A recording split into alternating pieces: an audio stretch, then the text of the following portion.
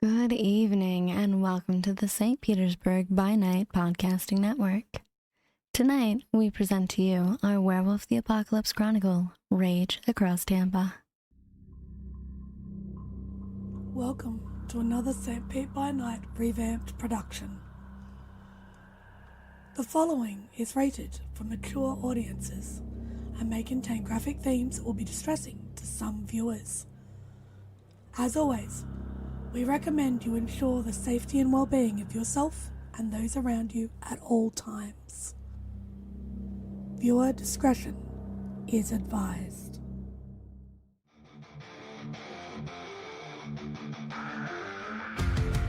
In the heart of night, we rise from shadows, howling at the moon, igniting our battles, cleansing dire of an endless fight, until our final days we will fight. Thanks, man, we stand united as one.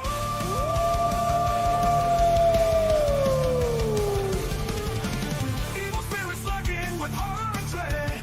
Little light leads us where the brave dare tread. Glory and honor, wisdom in our hand. Together we rise, take our final stand.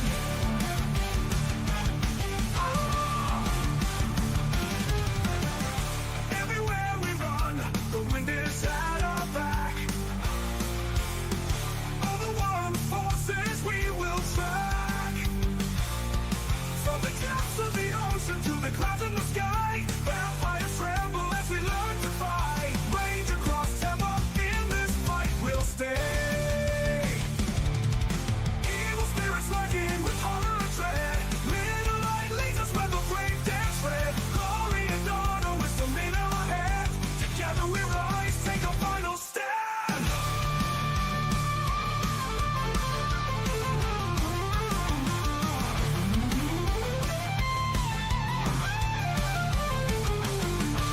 Rage across Tampa, in this fight we'll stay.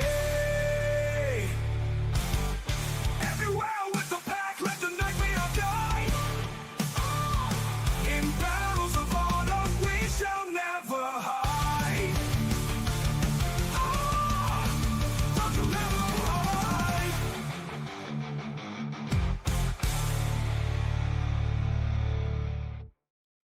Good evening and welcome back to the St. Pete by Night Entertainment Network, where we play St. Petersburg by Night, a massive multiplayer 5th edition World of Darkness chronicle set in the city of St. Petersburg, Florida. My name is Kent, also known as Misha Kent on all social media, and I am the lead storyteller of St. Pete by Night.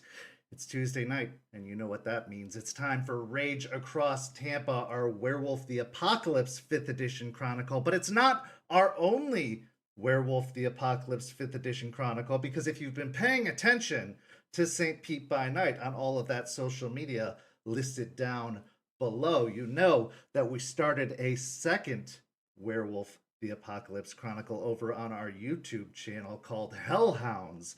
And some of the events that happened tonight may have something to do with some of the events that occurred just this past Thursday or this past Friday on Hell Hounds. So we recommend that you go check out that debut episode of Hell Hounds and possibly stay up to date on the events of Hell Hounds, because they may have a little bit of an impact on the events that occur here on Rage Across Tampa. So for your viewing pleasure, we recommend that you maybe check out both programs from time to time to, get in the loop of what's going on. But that being said, last week, our pack found out quite a bit of new information as Aspen and Jester returned to have a pack meeting to get the rest of the pack up to date on the occurrences and what they found at the park, with the revealing of this new growth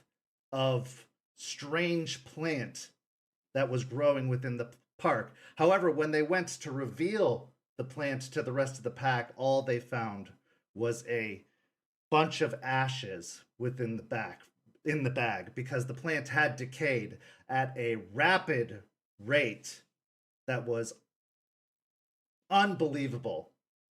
to any kind of plant that Lucas had ever seen.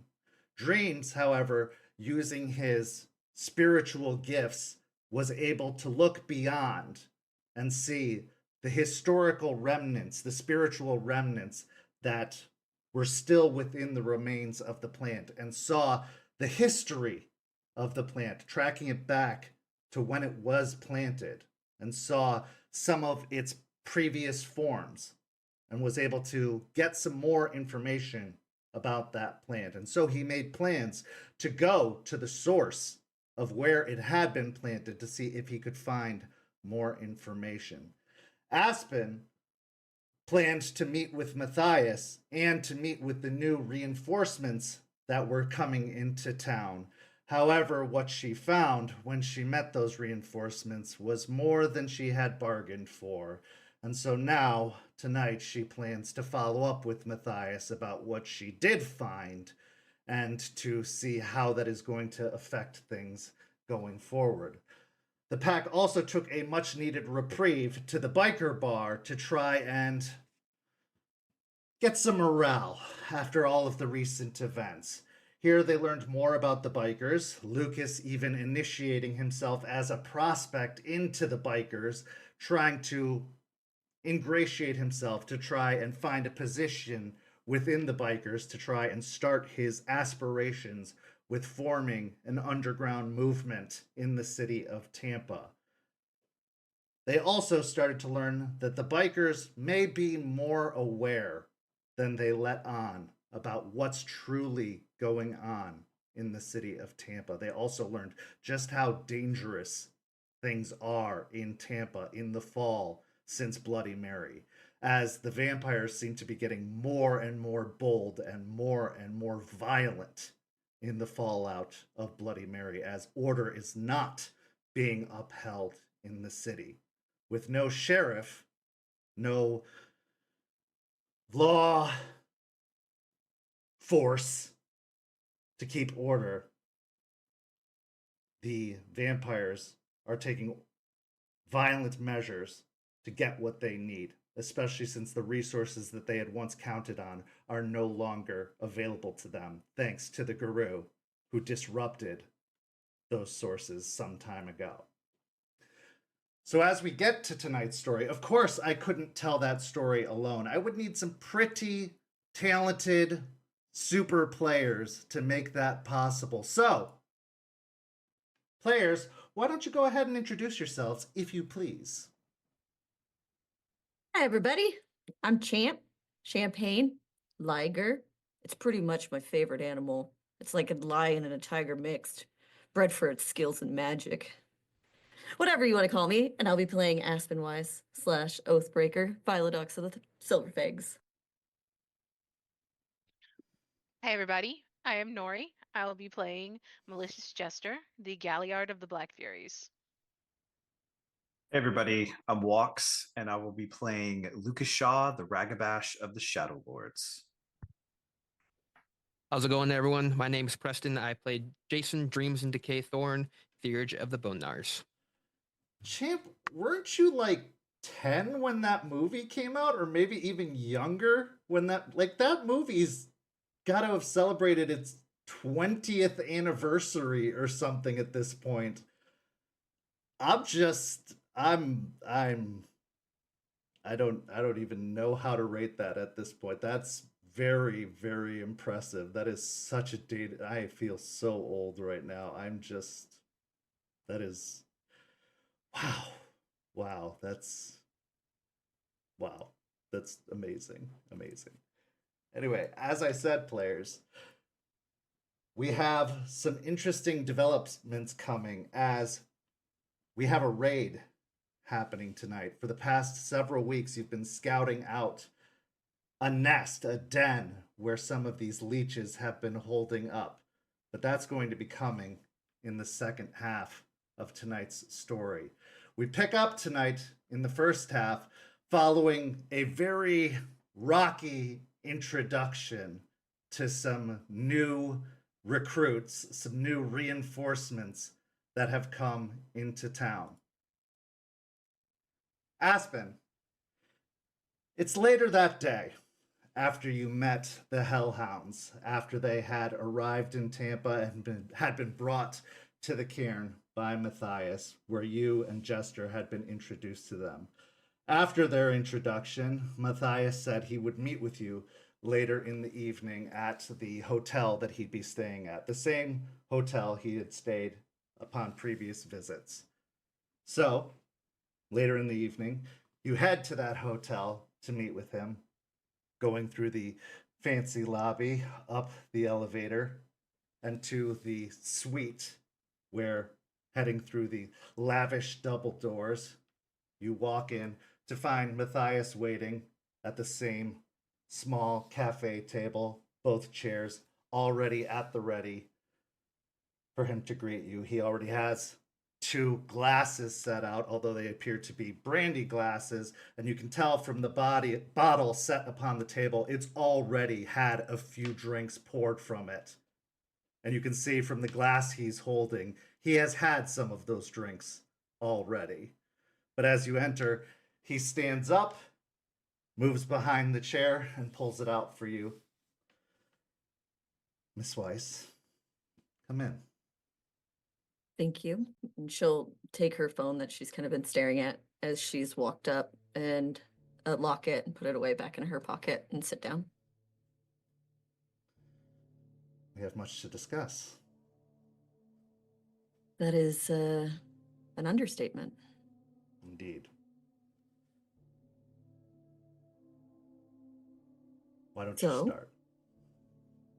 Sure.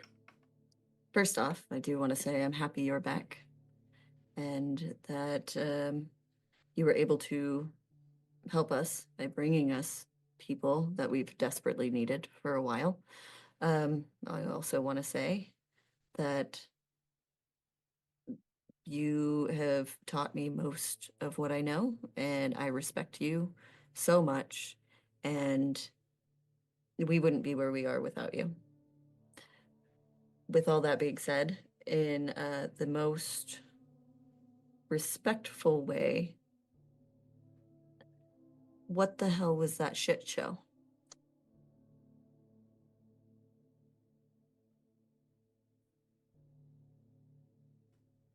He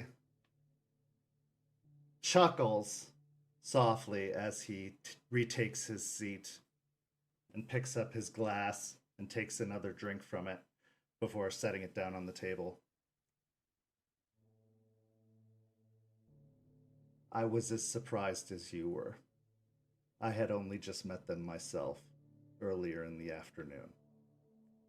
When I had met with the leadership of the Sept, I was given no forewarning of what we were to receive in terms of reinforcements.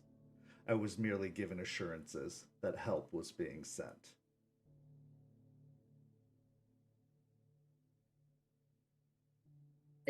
I guess there is something to be said for beggars can't be choosy. I understand. Correct. Like a quick check them out before you, take a test drive in the car before you buy it type situation. I wasn't given that opportunity. As you said, beggars can't be choosers, and this particular Sept was very guarded. The fact that they were willing to meet with me at all was generous of them. And they were one of the only Septs I reached out to that was even willing to meet. And they didn't even meet with me on their land. They met with me at a remote location. That's how apprehensive they were. That's how guarded they were. I agree with you. The situation isn't ideal. And I understand why we must be concerned. However,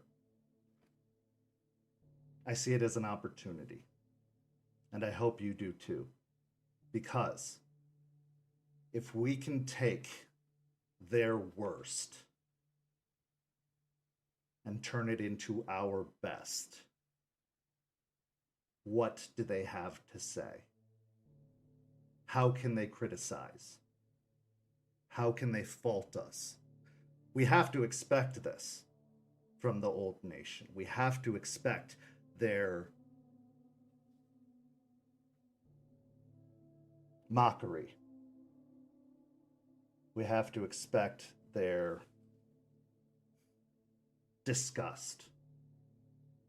We have to expect that they are going to look down upon us, that they are going to do anything that they can to bring us down, to show us that what we are doing is folly, that the old way is the only way, to try and bring us back to heel. So of course, they are going to send us their broken pieces. But if we can show them that those broken pieces aren't broken, that they have value, that they too are still part of this nation, that they do have a place in this fight for Gaia, what do they have to say? What can they criticize? It just shows the folly of their ways, that their ways are the broken ones, that they've been doing it wrong all along with their trials and their executions, because by their way, you wouldn't be here. You would have been exiled for what you did. Or worse. Right. Now, that's not to say what they did doesn't deserve correction. And I think you and I know there's no better corrector than the one you named Warder. It's true. I do worry that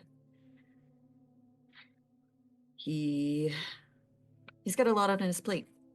We fought some of the strongest leeches in the area. We've dealt with cults. We've got a legendary tier of Gaia from the Umbra. And I think this is one of the biggest asks that I've been asked to take on. I understand. I do. But you're not taking it on alone. And you're not taking it on with the inexperience you had when you took on those other challenges. You've learned a great deal. And you have more resources, more knowledge, and more backing than you ever had then. Plus, you're not going to make the same mistake of not asking for help when you need it.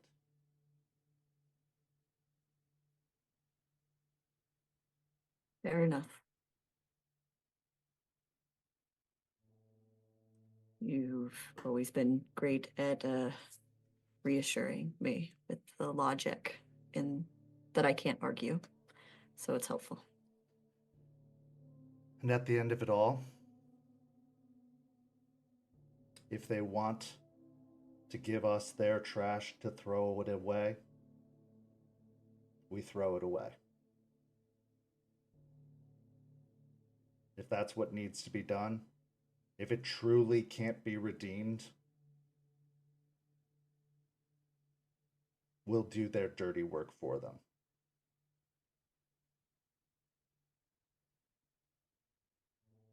What needs to be done will be done. But we will give them a chance first. A chance that they wouldn't be given anywhere else.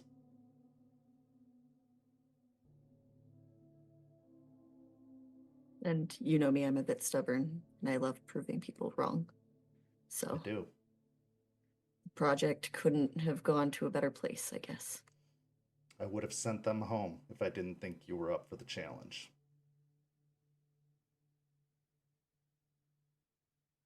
Fair point.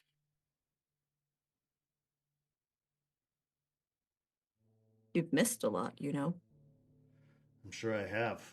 There's a lot to catch you up on. I learned a great deal of the struggles that they themselves were having up in Michigan. It seems that some of the issues that you might be having down here may also be felt up there as well. Based off of the vinyl that one of the others gave me, it seems like at least Piney Point has connections. So you have a location. I had just heard rumors. We do. There's something happening in Piney Point with a blonde woman. She is working on something up there. We know from the past that it was a big problem for the last sept, and there's history there. Jester found a report in one of the storage units that talked about the connection between Piney Point, Endron, Bateman. It's all connected somehow. We've just got to figure out how. I think part of the reason the Michigan Sept was willing to meet with me was hoping to get more information. And I was willing to oblige them to a point because I knew we had to give in order to receive. And in the efforts of goodwill, trying to unite us means sometimes giving more than you get.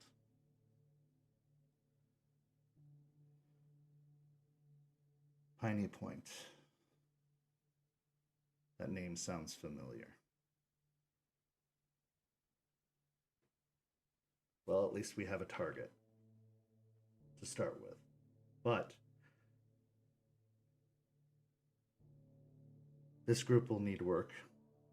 They're certainly not ready to be released out into the open yet. 3 times. 3 times. Three. Anyways, to that point, real quick, if I could interrupt, what proper punishment goes to someone who broke the litany 3 times and already has the right of shame? In the old nation, execution.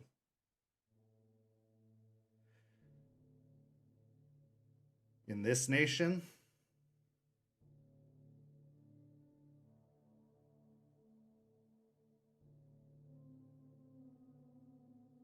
Charles. I think that's good enough punishment. Absolutely. I think you're right there.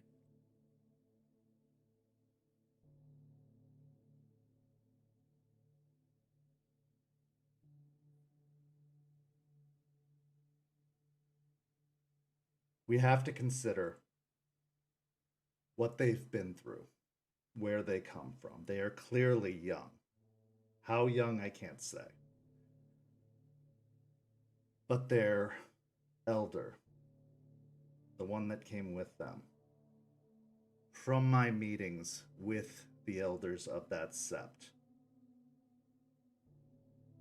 she seemed to be the most level-headed one. Most soft-spoken of all of them, but the most level-headed. And the fact that she came here with them says something. If you are going to learn anything, she is going to be your best inroad.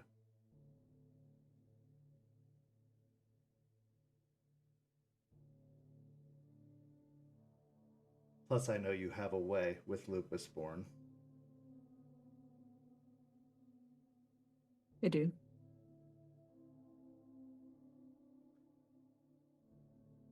She is going to watch out for them. She clearly takes a sense of ownership over them. Very protective of them. I think that's just a lupus born thing. They're protective of their families. Yes.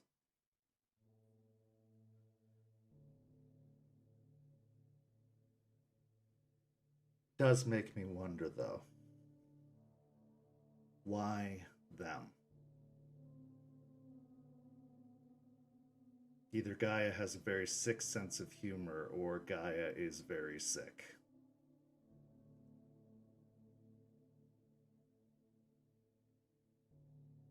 Well, goes back to beggars can't be choosy. And I think that even goes for Gaia. Indeed. So, as far as the Sept in Michigan, they had reported that there had been shipments from Pentex. They had not been encountering leeches. There had not been a great deal of leech activity, at least not in the areas they had been patrolling. It's a lot more remote, very few big cities. Detroit, for the most part, had been the only city that had encountered a great deal of leech activity, and the Garou of the area did not tend to frequent the Detroit area. They preferred to stay away from it. However, Pentex seemed to be taking more of an active hand in the outskirts, especially in development, active development.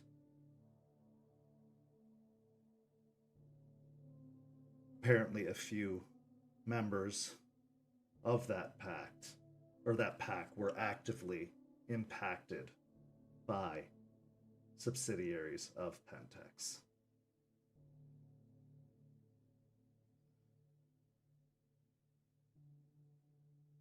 You may have a few grudges within that pack. This might be something to watch out for. You know which ones? I don't know specifically. That is something that Stakes or Claim may have more information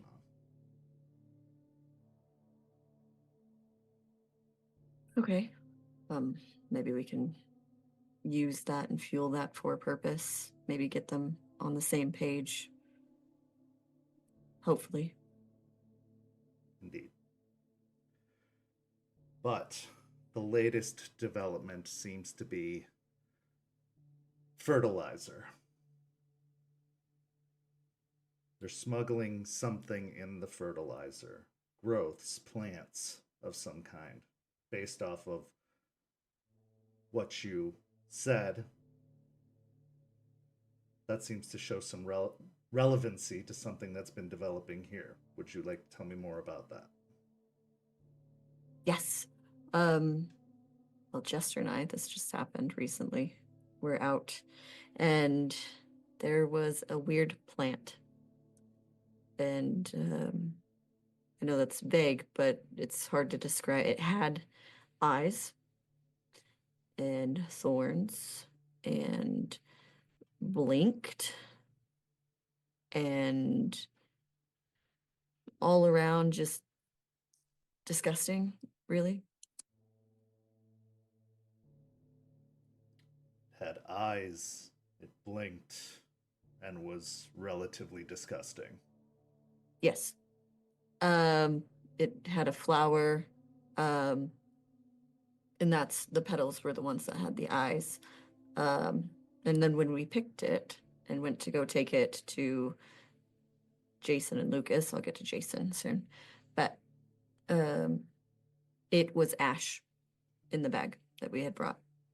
And it had only been maybe a couple hours from there to meeting up with Lucas. Interesting. I don't know a great deal about plants, but I know they don't decay at that rate. Right. And we're pretty sure it's coming from Piney Point. Lucas had said there was weird things happening with the blonde lady in the area with something to do with plants, I believe. Well, from what I can tell, based off the reports from Michigan, they were using the housing developments and the fertilizer in tandem. They were going to use the fertilizer and in the housing developments to plant these plants all throughout the state in these new housing developments. At least that seems to be the case. This pack actually intercepted one of these shipments of fertilizer. So they have some capabilities.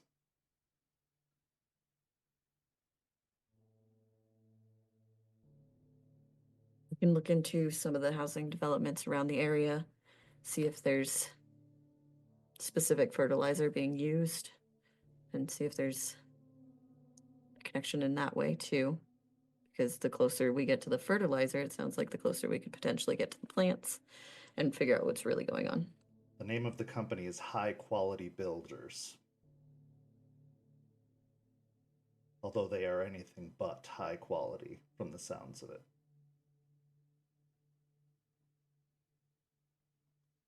I'll see what I can find, and I'll have Lucas help me out as well and see what we can find out about all of it over here and prevent it if we can while we're trying to figure out what we can do about Piney Point specifically. As for the pack, I've put them in a house in a rather out-of-the-way neighborhood where if things go wrong, it won't draw a lot of attention to that particular neighborhood, as it is the kind of neighborhood that doesn't get a lot of attention. So should it get messy, it should be easy to cover up. Smart. It's a good idea. It's a start. I think so. Do you know anything about the sept that was here before? Any histories, any whispers, anything? I did some research when I knew that you had taken up residence here. The sept of the Weeping Willow, formerly under control of Joseph Blackrock, a Shadow Lord, for some time. It was a sept of some stability that fell upon hard times, and as those hard times increased, the nation fell out of favor with the nation. The nation chose to withdraw from and had recommended withdrew from the area as they found it too dangerous to defend. Felt that the leeches had too much strength here. A strong contingent of leeches had formed within Miami to the south and was moving its way northward. The Garou had pulled back out of Florida for the most part, except for this sept in Tampa. The nation had recommended that this sept pull back to Georgia. They refused. So when they were asking for aid, rather than send reinforcements into a death trap,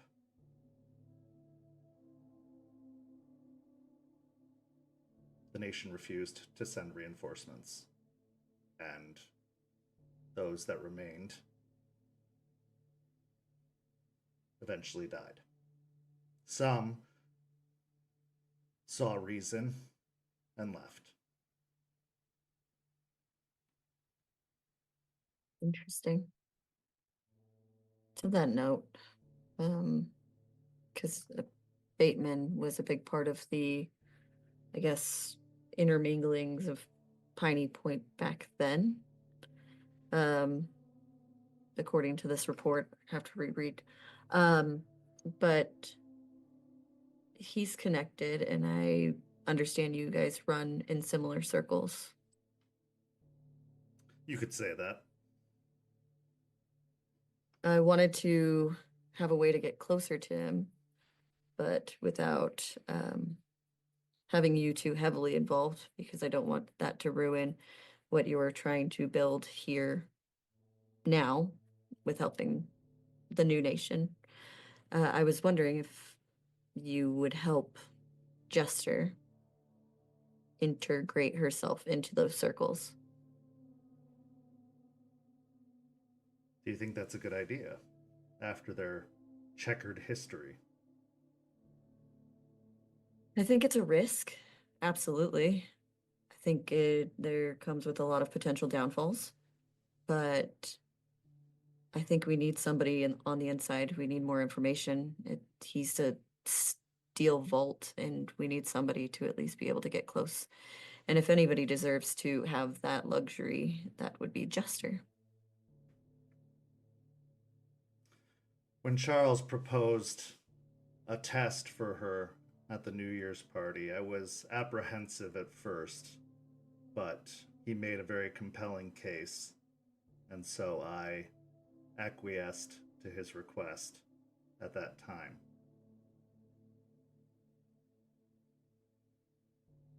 But she did present herself very well, and she performed admirably.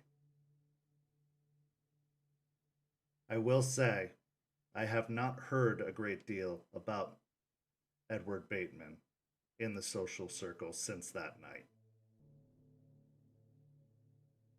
I have reason to believe that he has gone underground. But should an opportunity present itself, I think that I can possibly create an opportunity, yes. And if you believe that she is up for it, I can make something happen, yes. It would be potential to get more information, especially if he's gone underground. Then we really don't have a lot of access to him or his whereabouts or what he's been up to. I wouldn't make this your primary focus, Aspen. I know that you feel very strongly, especially after recent events. But there are dangerous developments occurring. If Pentex has a presence in Tampa, they are a much bigger threat than the leeches. Even if Edward Bateman has some involvement, even if he's connected, he is like a subsidiary to a much bigger threat. And if he's underground, he's not even something to be worried about. I'll keep an eye out, and if an opportunity presents itself, we will seize that opportunity. But he cannot become an obsession. Not now. Not with this other threat looming. Because if you ignore it, it will only grow like a cancer.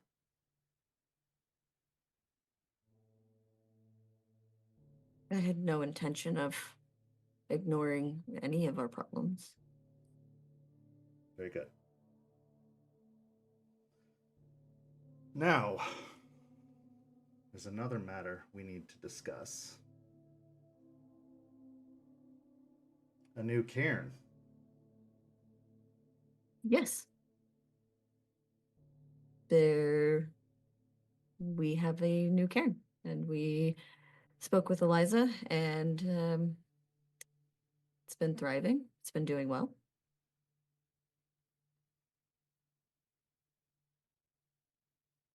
We did it the way I said we potentially would. So Eliza helped us, and we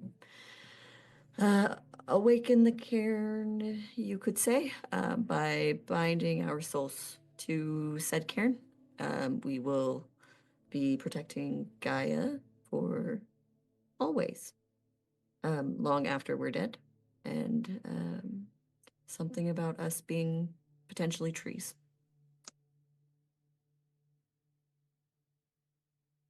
He stares at you as he raises his glass and takes another long drink from it.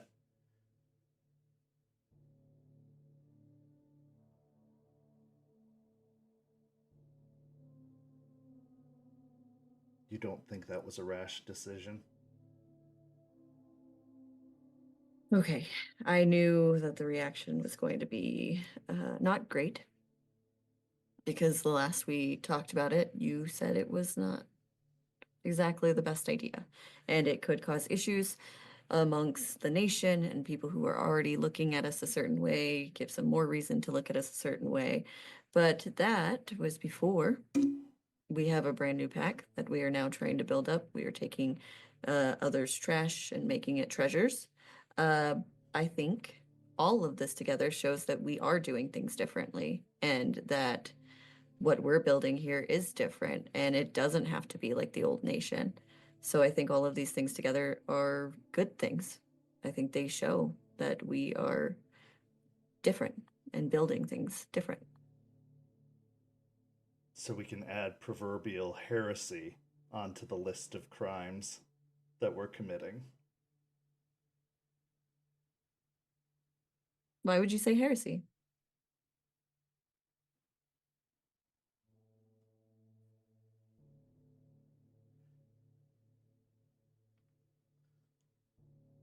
We don't understand what you did. Nobody understands. Not even Miss Ross truly understood what you did. So you say. Right? This was a leap of faith into the unknown. Right.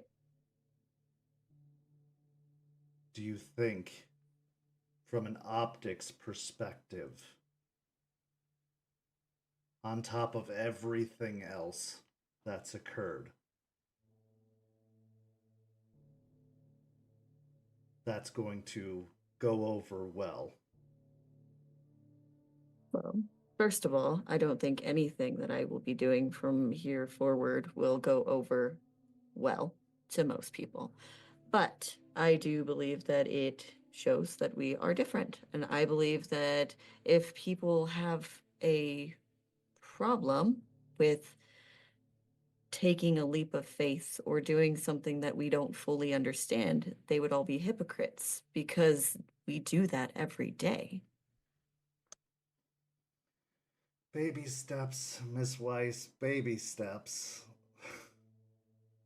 It would have been just one thing.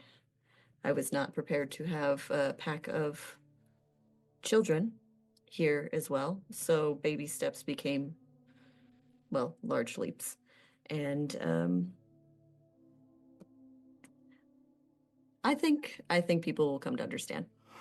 And if they don't, we can make them understand. On that note, Artie is out playing nice with other Cairns. Well, you're making both of our job a lot more difficult. This is going to be a very difficult sell. I believe it could be. I believe they could come to it and see it and feel the connection that's there. You felt it when you were there, I'm sure. Yes, it was strange. A good strange.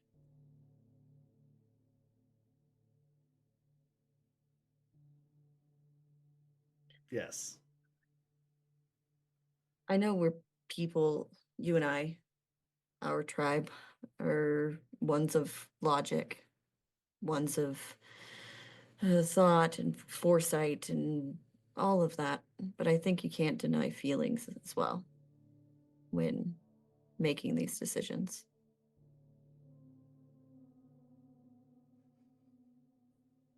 I suppose you're right. You were here. I was not. You were faced with a difficult decision. And I did not put you in this position to control you. I put you in this position because I have faith in you and the decisions you make. Is it the decision I would have made? Not necessarily, but I believe you know what you're doing. As I said, this is going to be a very difficult sell to the others. But this entire endeavor has been a difficult sell to the others. What's Kind one of, more thing? Kind of comes with the territory, literally and figuratively. But we have another theurge, so steps forward as well. Really? Jason has come in to help us, and he's been already very helpful. Tell me more about Jason. I did not hear from any of the other septs that a theurge was being sent. Jason is a bonar, I believe, from Ohio. Bit of a scrappy child, had his own pack, owned a bar. These are just a few things I've gotten from drinking with him. Yeah, he's a bit rough around the edges, like Lucas, but he's very helpful and seems very knowledgeable about spirits specifically. And I think he'll be a great asset moving forward. And he fits into the kind of vibe we have going here. I had not had the opportunity to visit Ohio yet. I was going to make my way there after Michigan. Did he say how he had heard about this sept? I can't quite remember. I know he had heard things and knew that we needed support, I assumed. He walked in with his patron when he walked into the cairn. So he's got a close relationship to his patron. You can see Matthias visibly relax when you mention the patron. Good. That makes much more sense. There has been, obviously, a strong gathering of bonars to this area, and with it being a major metropolitan area, that makes sense. Just absolutely. With the cult having had a presence here, with Pentex possibly growing its influence here, we must be wary of potential insurgents. When people show up saying that they are willing to pledge loyalty or that they were sent, you must be especially cautious. There will be those seeking to infect what you're doing here. And if Pentex is truly aware of you and what you're doing, they will target you. And they have the means to do it in a indirect way or a direct way, however they see fit, but they're not going to come at you violently first. They're going to use every other means at their disposal before they do a direct assault. Understood. I think we have nothing to worry about with Jason. He also didn't walk into the cairn and break the litany 3 times, so that's also check on his box. That's true. Rubs his forehead as he takes another drink from the glass and then grabs the bottle and pours another one into the glass. So some other quick updates, because you have been gone for a while. The cairn was the biggest one. Jason coming in. The potential of Jester infiltrating in the Bateman spheres. But we can slowly work on that. I won't push that too far. Lucas is building his underground. He's decided to use the bikers that were pretty close to Ryder, and now Jester and I. And let's see, Artie is out doing emissary stuff. Lucas lost his worm companion.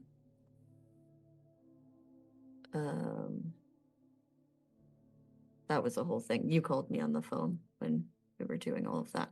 Oh. But when we were doing that ritual. But other than that, I think we're going to be moving towards Piney Point and trying to unweave all of those threads that seem to be interconnected.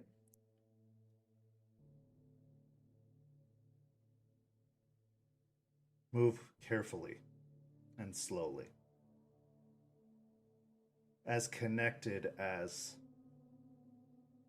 Edward Bateman and Bloody Mary were, Pentex is doubly so. They are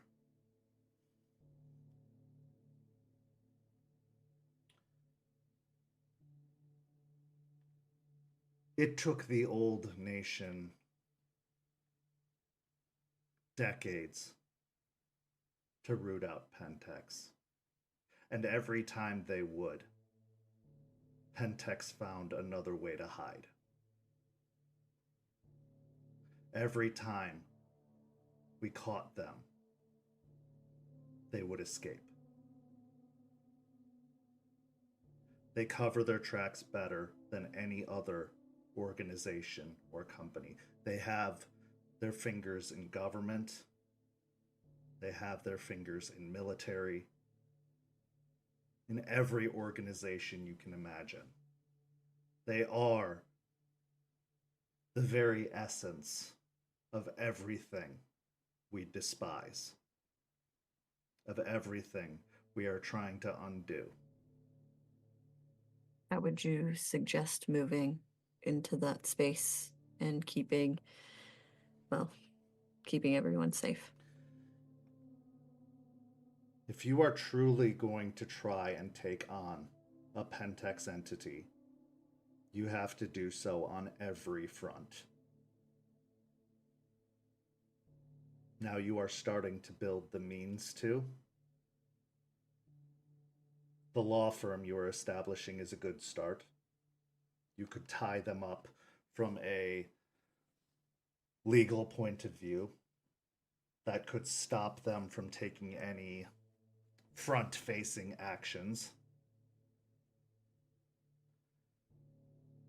The underworld organization you're creating is a good start as well.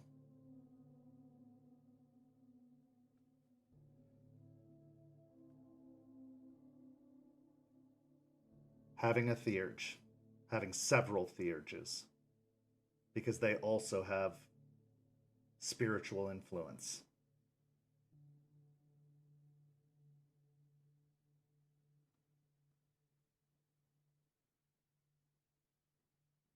Your actions have to be subtle and as unseen as possible. You can't let them know you're coming until you are ready to strike. If they catch even a whiff of what you're doing, they might just uproot and move somewhere else. They will disappear. And they will cut and burn all ties to do it.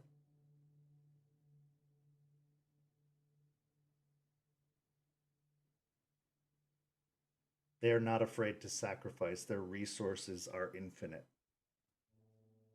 If you think I have resources, I am a drop in the bucket of what they have.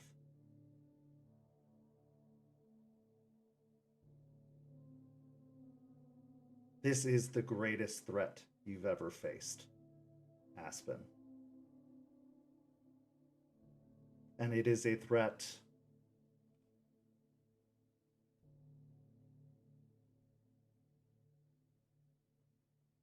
You're not going to beat. You're going to beat back.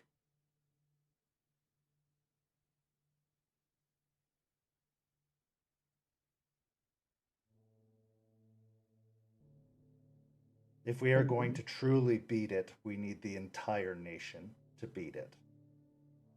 But we can beat it back from this area. That's the best we can hope for. Okay, I'll put more effort into beating it back.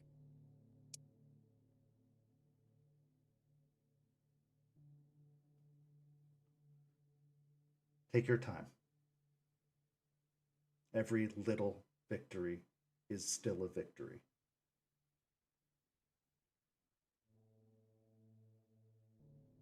But it is a cancer. It grows and it spreads.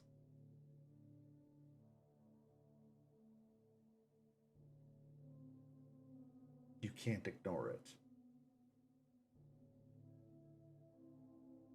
Okay, we'll get things in order to make sure that we're fully prepared. This is why we can't turn down the help that we get, no matter how flawed it may be. Understood. Thank you, Matthias. I'm here. I'm back, and I'm here to help. I may still leave from time to time to gather reinforcements, but I have turned over the Sept in Idaho. I've turned over leadership to my second so that I can focus my efforts here.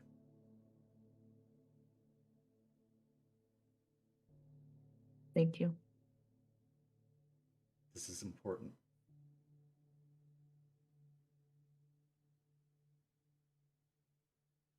I believe in you.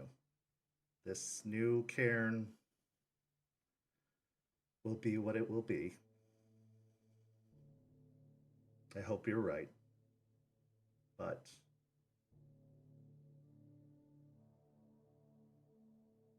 this is important. We'll show them.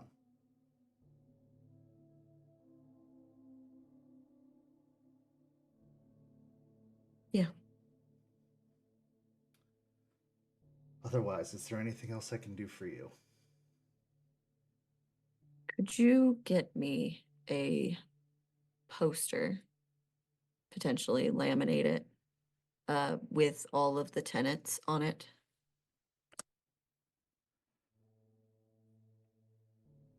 I could, but it is a potential breach of one of those tenets in getting it made. Well, I was thinking if you had your own space to laminate, I just thought. Oh, I would could have- do it, but I'm just saying if it were to fall into the wrong hands at any time. I was just going to put it in the other pack's house so that they could study it and learn it. So if they lost it, it would be their breach. Well, there is that potential. Maybe it's not a good idea. We'll leave it alone for now. I suggest they just memorize it orally. Fair enough.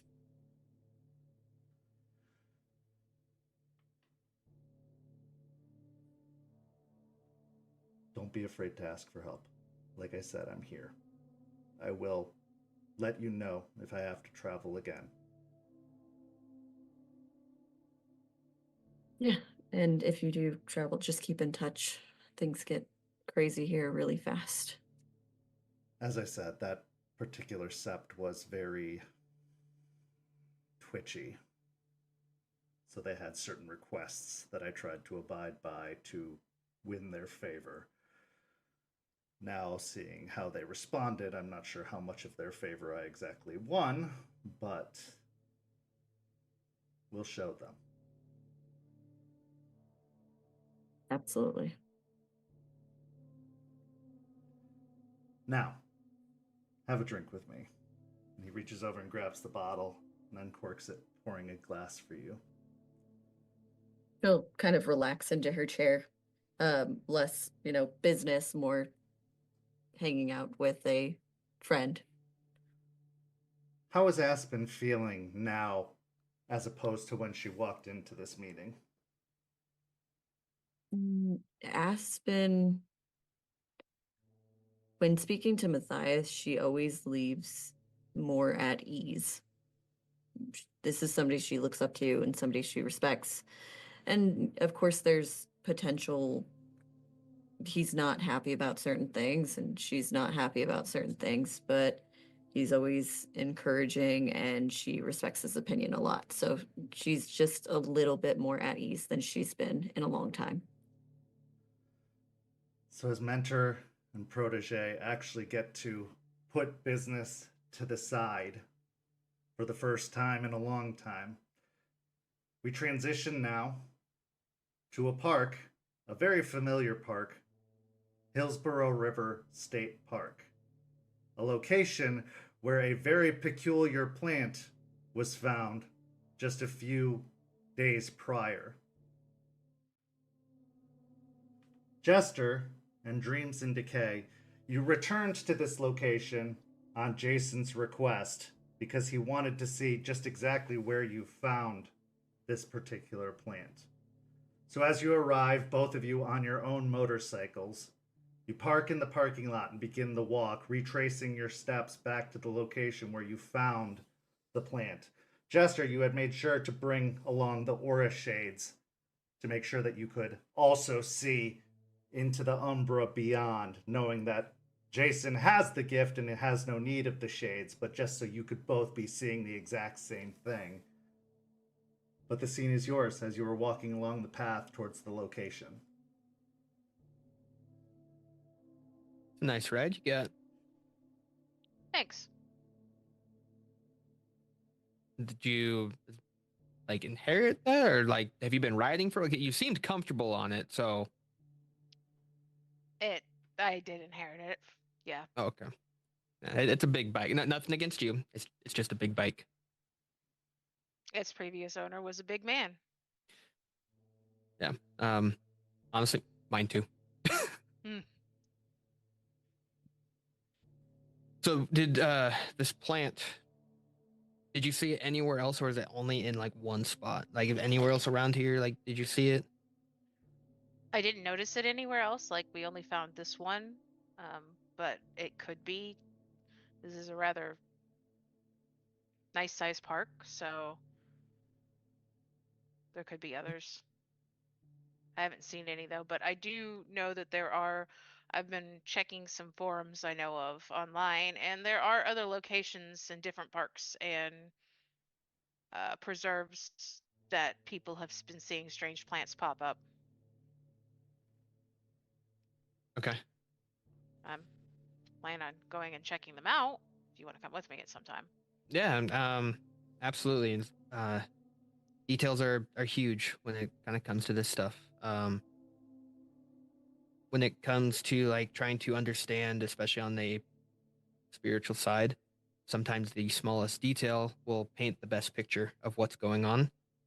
And if it's skimped over, I can't get a whole picture. And then I can't really help that way. Okay. So anytime you might think something like it's a stupid detail, say it. It might be like the key to unlock something. Okay. Well, Okay. on that, I guess we didn't mention, like, Aspen did get pricked when she picked the flower. But it had a lot of thorns anyway, so, I mean... Okay. Pricked on the finger, like thorn stuck in, or like just poking that popped out? Poke and popped out, like... Okay, so there's nothing. Okay, so it didn't like stick in there. I just curious, want to make sure like something didn't like break off or anything. Okay. I use gloves when removing it because... Smart. A logical thing to do. Yeah. About Aspen. She's a bit rigid. I mean... She's a silver fang. Aren't you used to that sort of thing? Yes and no. Everyone, everyone else in the pack so far seems to be almost on the same type of level, like the vibe level almost. She just seems a little off. Like she would fit in, but she almost made herself rigid. Yeah. She's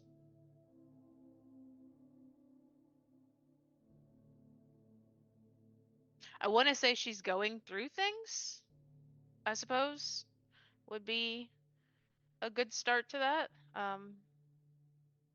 I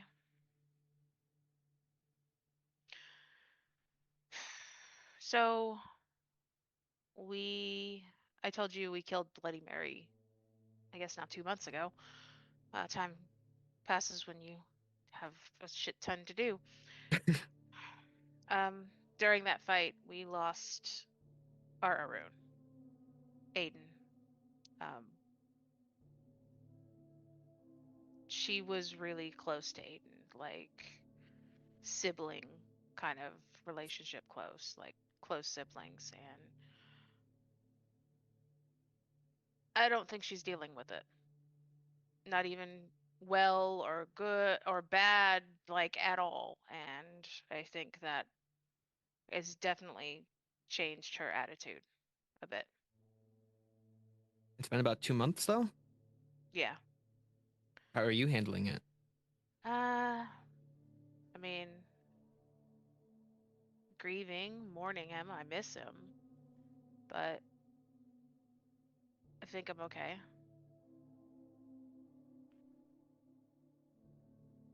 So, okay, so he died 2 months ago. He's a Naroon fighting Bloody Mary. Hmm. In a sense, doing his job as a Naroon. Yeah. That sibling aspect. That's the part that's hurting.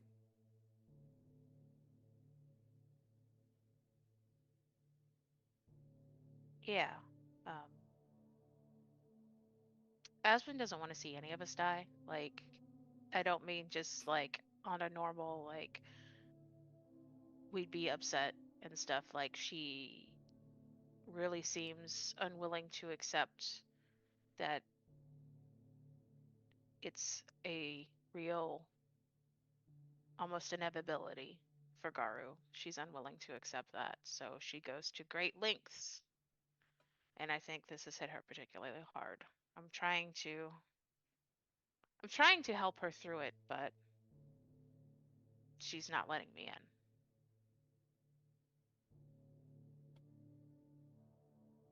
in. Honestly, it's a good trait in a leader, though.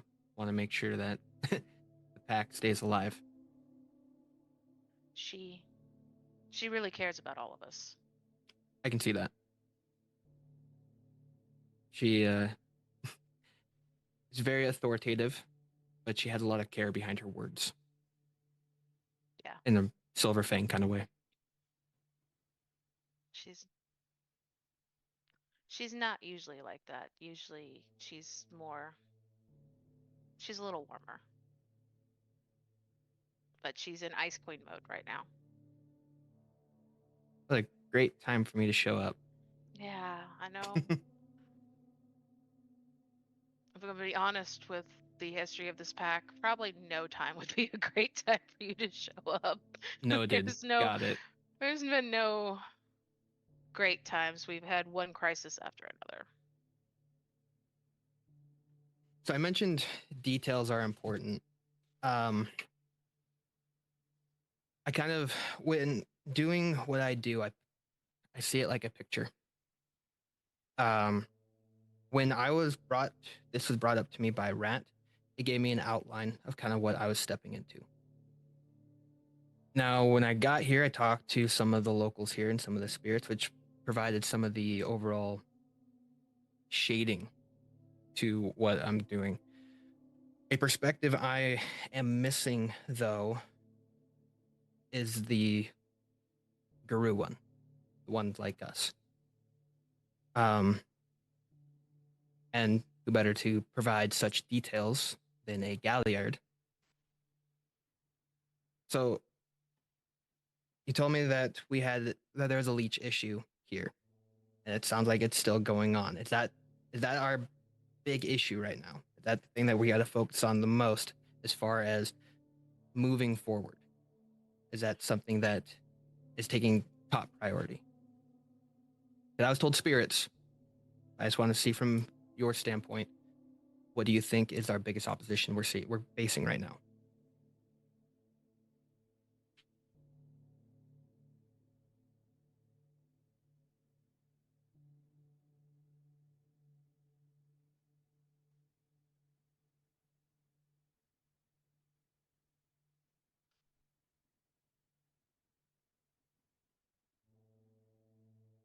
I feel like, okay, so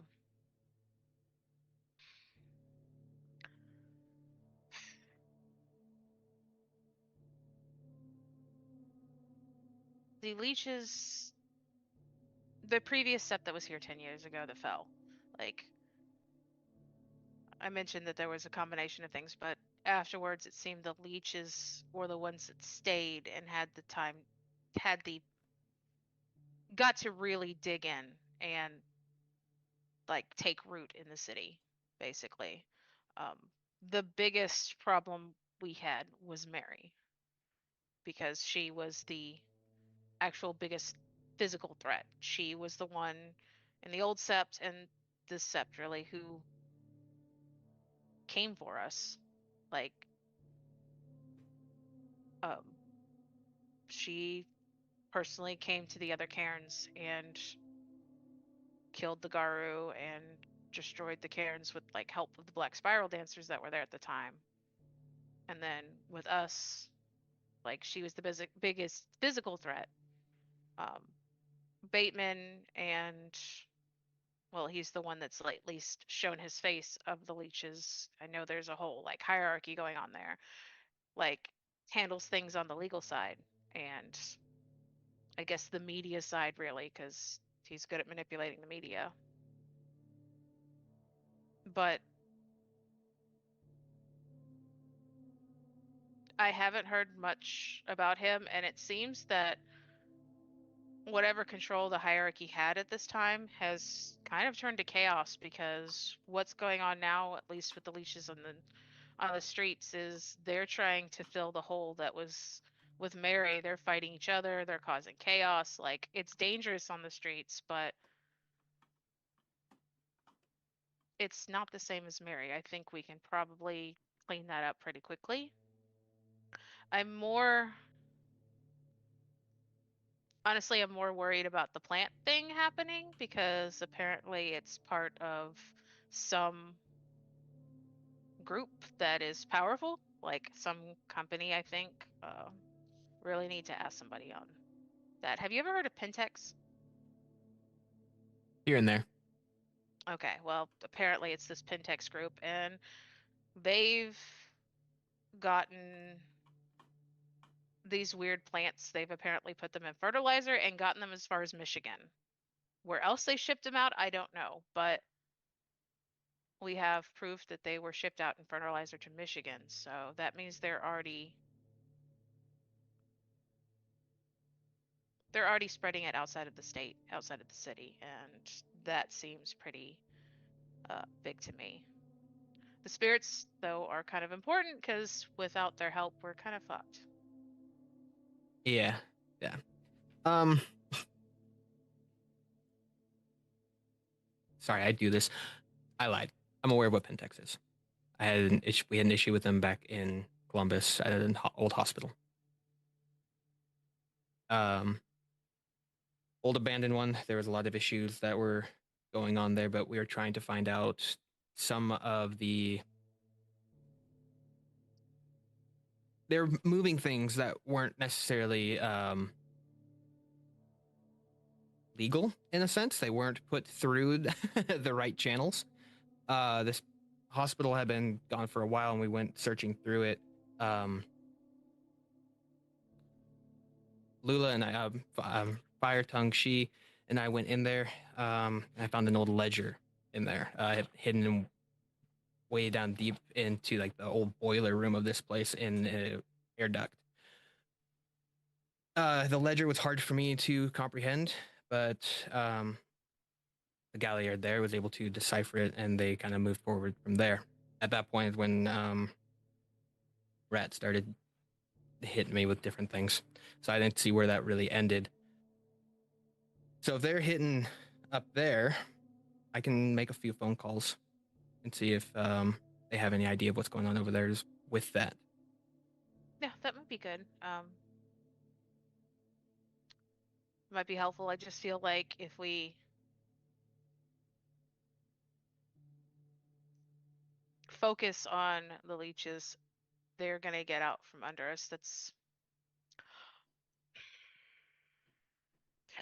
I've been before I came here and was started thrown into the whole fight with the leeches, I was mostly dealing with fighting a particular corporation and the things it did. So I happen to know how difficult and how many loopholes they're willing to go to, and like giving them a chance to get ahead just puts us like 50 steps behind because they have the money and the power already. It's true. Although, honestly, you guys shouldn't. You should never feel discouraged. The fact that there was a previous sept here 10 years ago, and there was such a strong presence, and then it just gone, and then you guys show up in a short matter of time, start re-tipping that scale. It's more inspirational than anything, like just to show that what being Bonar, we understand that even the smallest rat can tip the scales, and you guys have done like what you guys have done in such a short time is amazing. So I feel like there's nothing that you guys can't do.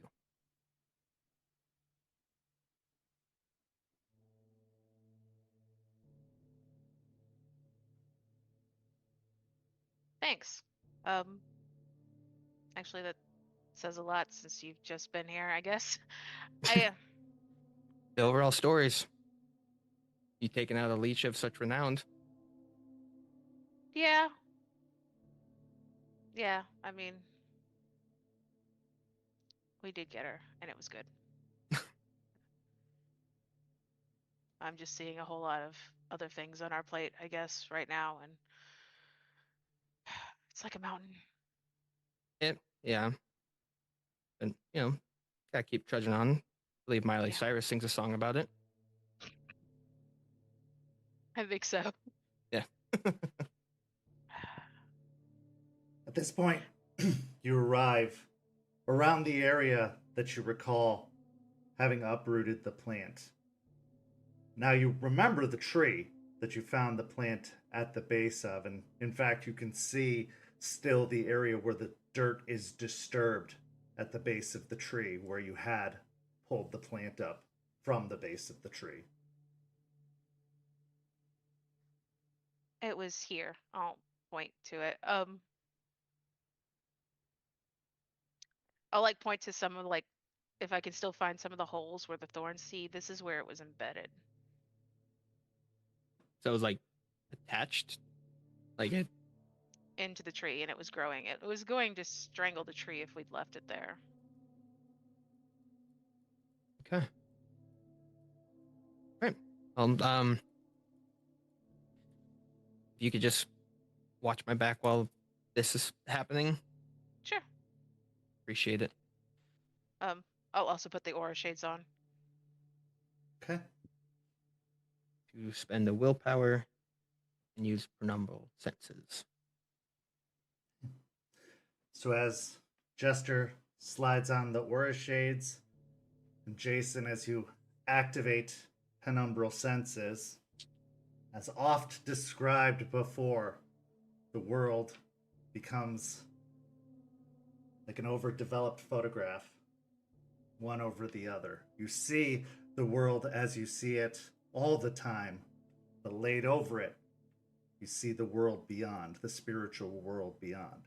And as you are in a park, the world beyond is much more lush and overgrown. The wild here has a very strong grasp, a very strong presence.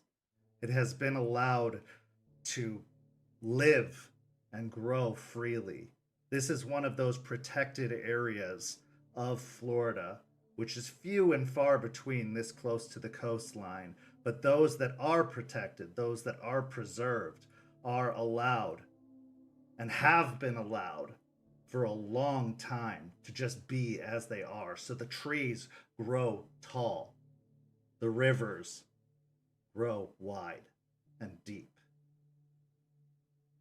Nature lives here. But looking to the base of this tree, where this plant was rooted, the presence of the worm can still be detected. At least remnants of the presence of the worm.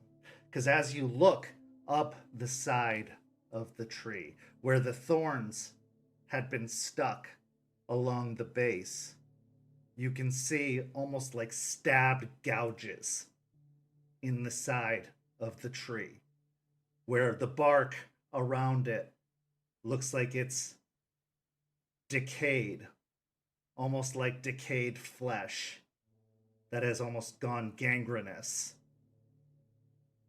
in each little pricked hole from the thorns. It looks like it's healing, as if the thorns hadn't been there long enough to truly fully set in and infect it. But if they'd been in there much longer, they could have probably done a much greater amount of damage. Like poison being injected. Had it gone further, it could have possibly gone into the very veins of the tree and spread throughout the entire tree itself. But since it was so close to the surface, you can see the tree is pushing out almost like a pussy ooze from these gouges. And in time, it will likely heal. But for now, this is going to take a little while to heal. The ground, however, where the roots had been gouged out, there's a much more blackened spread of decay. This is where it had more time to grow.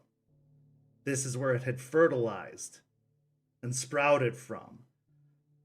So from the ground, you can see the earth has blackened out probably a good 3 to 5 feet from the source of where it had rooted. And in the hole of where the plant had been uprooted, as you look down into the hole, you can see possibly maggots, all of them dead, clotted and collected at the bottom. But it looks like the hole goes a lot deeper than the plant had originally gone. When it was uprooted, it was yanked out from very deep, deeper than it was on the earth side of things. On the umbral side, it set in much deeper. It grew much deeper. And from the earth, blood, red and black ichor, spews outward, bleeds outward from the ground. A mix of poison and blood spurting out still from this wound in the ground.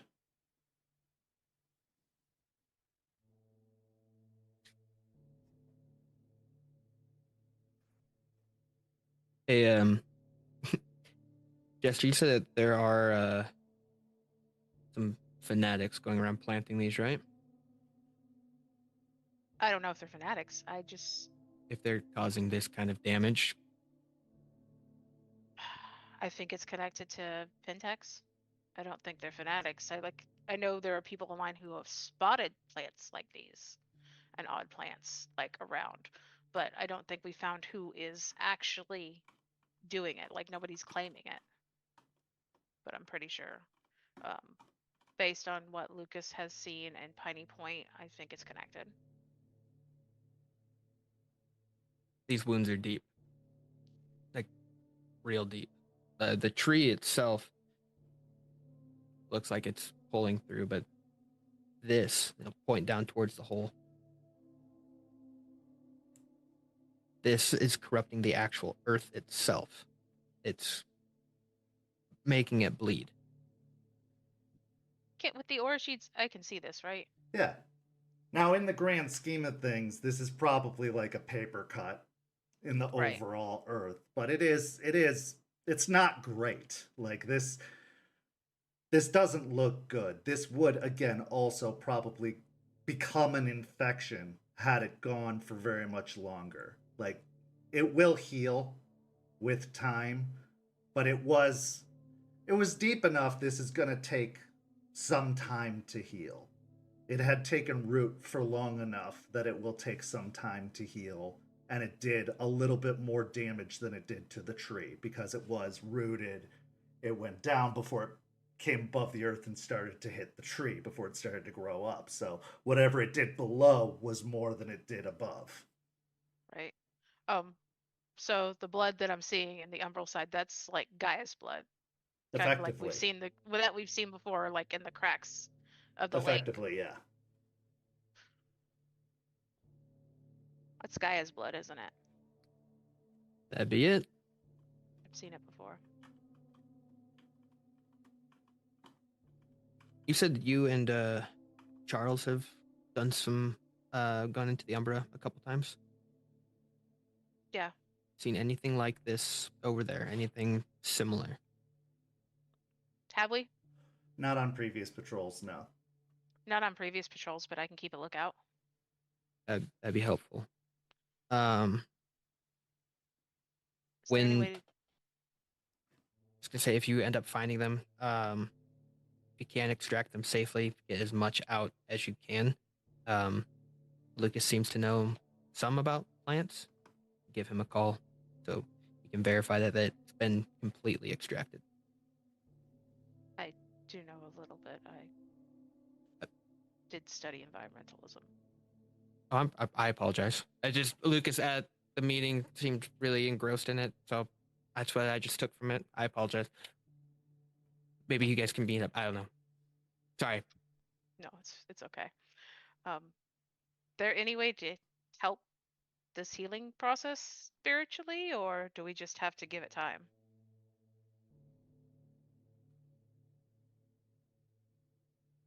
You can't. Give me a intelligence and occult. Yeah. If you have a specialty in spirits or anything like that, you can add that as well, but I guess specialty in Banes. this is not Bane. Well, you know what? I will let you add Banes to it. Yeah, why not? Okay. Because this is kind of a Bane infection that's occurring, so yes. 5. So as, again, it was extracted pretty early on. Now, this is unlike anything you've ever seen before. This is a very unusual thing that's happening because Banes are their own form of spirit. The fact that there's this residual effect that's happening is unusual. Banes do damage, for sure, but it's like damage done to flesh. It's not going to have this strange residual effect that's happening here. So whatever this is kind of a new development. But from what you can tell, it's the same kind of poison that a Bane would leave behind. It will heal. Again, in the grand scheme of things, this is like a paper cut on a smaller scale. You've seen much more destruction done by like earth movers and, you know, developmental machines of the like that is going to do much more damage. So this will heal. It's the poison that might slow the healing process, but it will heal. and there's nothing really that can be done on your side of things. It's just gonna take most likely a little bit more time than typical damage being done will take. Yeah. Especially with the wild being as present as it is here, it'll probably help the fact that the wild is as strong here as it is with the healing process. But yeah, it's going to take some time. There's nothing really you can do. I think overall you've done all the pulling it out the way you did, getting everything out, making sure that nothing was left behind. You've done the help. You, it's this weird ichor pouring out of it. It's probably gonna slow it down, but the tree's still strong. The ground overall, it should take care of itself. Doing what you did was a huge help. Okay. Just want to make sure we catch it early on, because if it kept going, this could have been a bigger issue. All right. I mean, this just means I'm probably gonna go to the other places that they've talked about and try to get rid of those. Yeah, with gloves. I have. Okay, this wasn't just like a random walk in the woods for Aspen and I have been cleaning up parks for a little while. I have gloves, I have equipment. But thank you. Yeah. It's just this one, right? Nothing else. We can look around and see. I didn't see any others, but I don't know. Is there anything else we do see on like any of the other plants, trees, or any spirits in the area that are being affected by this? Roll me a wits and investigation since you're looking for something specific. I can assist. 2. With 2 successes, there's nothing else that seems to stand out in the immediate or even remote area. Overall, I think this was it. Okay.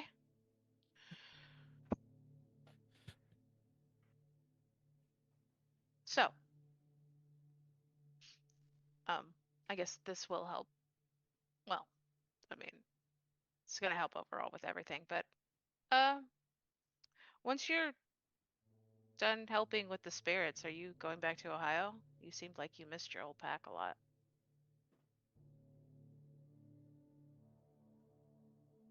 I'd be lying if I said I didn't miss them. I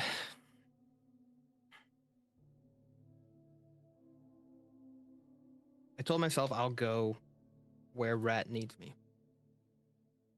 So once this is done and we have everything all set, I'll see what the spirits need from me at that point. As a theurge, I gotta follow what they need. I don't want to be the guy bouncing from pack to pack, but if that's what the spirits and Gaia is needing from me, I'll do what's needed. You guys have been very hospitable and very, very nice and kind in taking me in. Short answer, I don't know. Okay. It's fair. Is it like a theurge thing? I'm just asking because our last theurge, like, helped us create our first cairn and then he kind of left. So, Normally, is it a theurge thing to bounce around or? Normally not. The whole, he built the cairn, like he did the whole ritual and all that. The old one, yeah. Not this current one we have. It's relatively more new and we're still working on it. No, that's not a normal thing. Because when you do that, each time you put part of you into it. So making it, going through everything, especially as the one performing it, there's so much energy that you're pushing out to make that happen, and then to walk. No, that's not normal. Oh, okay. Silent Strider? Ghost Council. He Okay. built the cairn and then pretty much he had to go back to his old sept and deal with things or to handle things. So I don't know. And he kind of left at a time when we needed him. It wasn't great, not gonna lie, but Yeah. Now, if I end up doing something like I'll probably, if it's something that I'm putting a good chunk of myself into, usually gonna stick around for that. 'Cause walking away from that's gonna hurt more than actually like building it. And no, that's not normal. yeah. So he went away, and then this other guy left also. Um. Our Artie. Well, Artie's recent. He's he left probably right before you got here, honestly. Like, I think same week. On it. He's not permanently leaving. He's going around to several other seps and trying to help improve relations between them and us. Because, uh, did Rad tell you why all the spirits are mad at us? And why I we're might. needing to rebuild relations? Like, look, I know you guys are big on the secret thing and you're holding back on me, but I just want to know how much I should tell you, or how I much you like. already know. I like hearing this perspective of those who are actually in it. With a secret, I get the summary, the thesis of what's going on. I don't get the nitty gritty of those who are actually part of said secret. So I like hearing the perspectives of the ones that I already know about. I was given a rundown on a few different things that have transpired. The whole Karen thing. Yeah, I heard about it. All right, perspective. Old Sep fell. Eliza, who had been a theurge here, sent even as part of the, well, she wasn't actually part of the Sep because she's Stargazer, but you know, she was here. She was doing the work with the spirits and the rituals to help keep them happy and stuff. But she, after the old Sept fell, she lost people she cared about and fell into Hirano. And so for about 10 years, she wasn't doing the rituals to help appease Hurricane. And Hurricane was pissed. Makes And sense. so I don't know if you've watched the news or anything, but we recently in this area had two major hurricanes, like run brushes with two major hurricanes. One more of a brush and one more direct. Right. So during that time, we went and tried to appease Hurricane, and we didn't do so well at first, but afterwards he agreed that he would be appeased if we sacrificed something. It had to be something of the Weaver. We didn't have much at the time. Uh, we threw a lot of things out there. In the end, we chose our Cairn because the Cairn had been built in a graveyard and was very Weaver focused. I'm not gonna lie, we should have asked more questions about things on the spiritual side. We did not know what exactly would happen when it was sacrificed, and I can't give you firsthand knowledge on what happened. I wasn't there. I was, you could say, incapacitated at the time.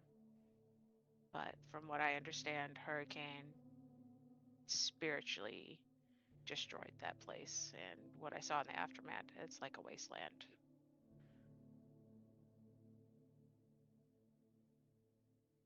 Yeah. I'll tell you right. I'm not going to judge you. It's hard to judge someone when I'm in my own trench and trying to judge you from just peeking over mine. It's not fair to do that to someone. So I'm sure that the reasons in which it was done were justified and good. and that's a hard spirit to to play with. So It was a very hard decision, yeah. Aspen kind of was put on trial for it by all the people that helped build Karen. That's why she has the name Oathbreaker now. She chose that as part of her punishment. oh.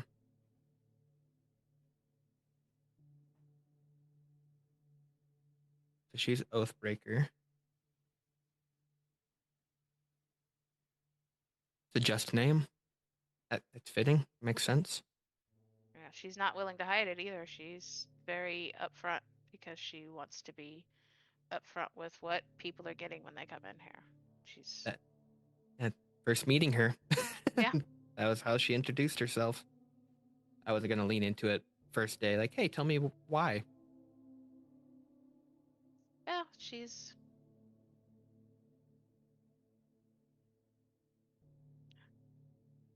very willing to be upfront and admit when she's made mistakes, and she wants to learn how to not make the same ones. So Those who can learn from their mistakes and take the time to actually acknowledge when they've done something wrong are some of the wisest people. yeah, she's pretty great when she's mentally stable. Are any of you at that point? Not to make it a slight, but I did drink with you guys twice now, so I mean, I'm a lot better than I used to be. I think I'm okay. Sort of. I mean, like, are any Garou mentally stable after they've been in the shit for a while? Like, I mean, not really. you I'm not a just learn how to therapist, deal but with it. yep. Just rub some dirt on it and move on. Yeah. I think everybody's trying to deal with Aiden's death in their own way. So, Well, thank you for sharing your perspective. It's very helpful. yeah. You're welcome. Thanks for telling me the truth that, you'll go where the spirits tell you. Lying to you all isn't going to benefit me at all. Because if I lie and the truth comes out, that doesn't look great on me, especially as a Bonar. So try and be as honest as I can. I like you. I'm a bit attached to myself, so I get it. You'll start walking. As the two of you head back to your motorcycles, considering everything that you saw on the Umbral side, you can't help but think of the damage that was done here in just a short period of time. The gestation period of this one plant. And this plant, of the plants that could exist, wasn't even particularly harmful. It had eyes. It could see. What else could be out there? What kind of damage could it be doing? And how much time has it had to gestate, to grow? If there are other plants out there growing, where are they? And what are they doing? To Gaia, to nature, and to the world. We'll be right back in just a few minutes with part 2 of tonight's story, where 3 Garou head into a house of horrors and into the unknown. We'll be back soon.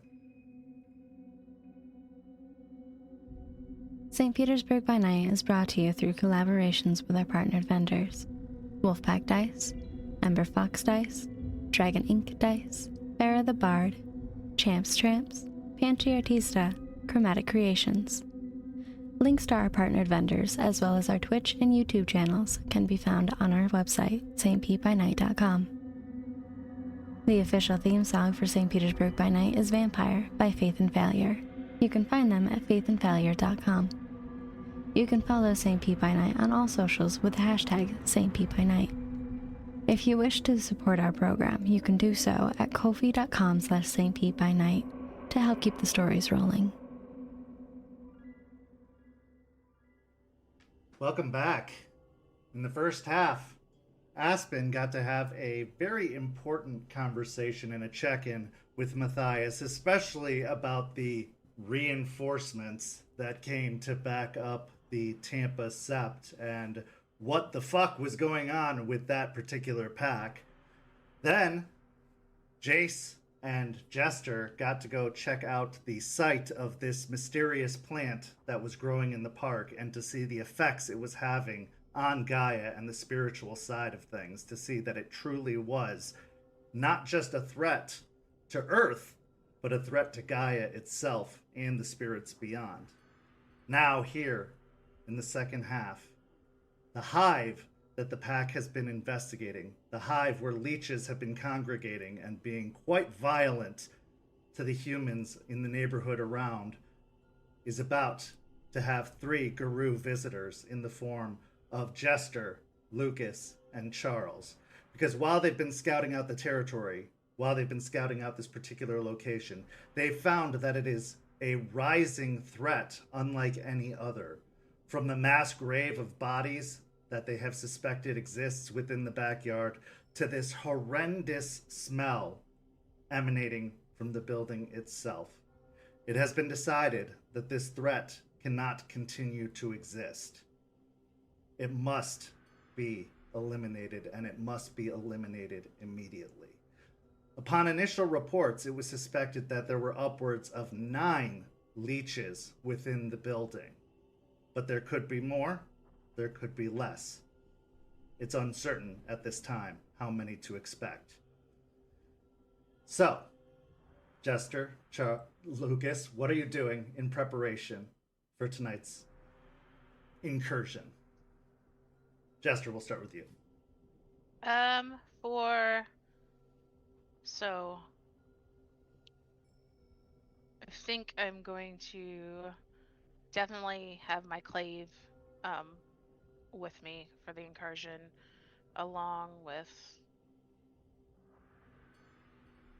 probably that's it. I will. The moon's out, right? The moon is out, yeah. Okay, I will be howling at the moon for the rage. And then when we're all gathered together, I'll also be singing Song of Rage to Okay. give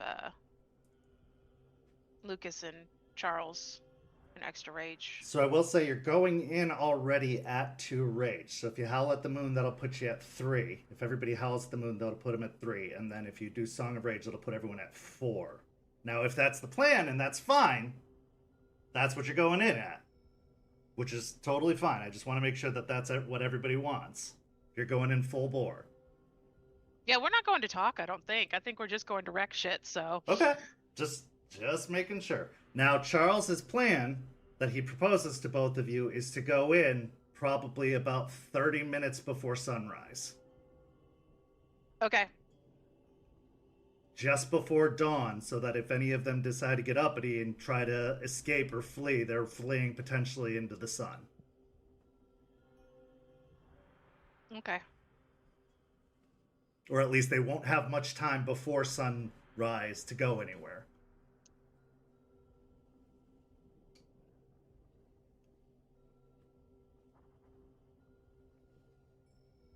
Lucas, how about you? Any preparations? What are you bringing? What are you doing? Lucas is definitely bringing his clave.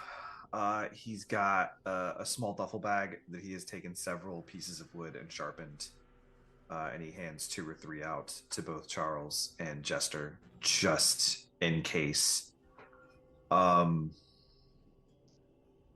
He's also really quiet, uncharacteristically, as we're getting ready to go in.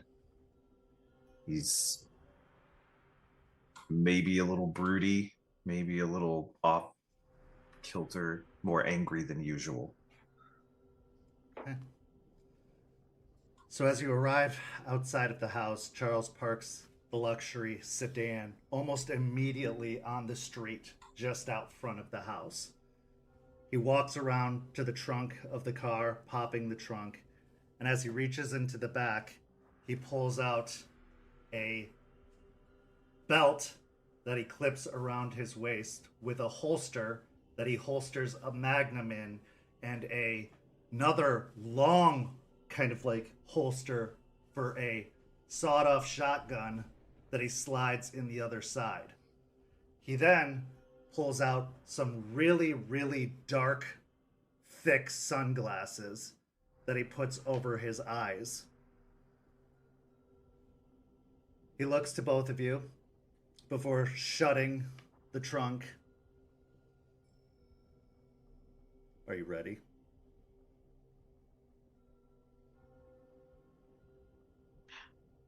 What's the sunglasses for? You're not one to like try to look cool during a fight, are you? This is not for style. It's practical. If they can't see your eyes, they can't attempt to control your mind.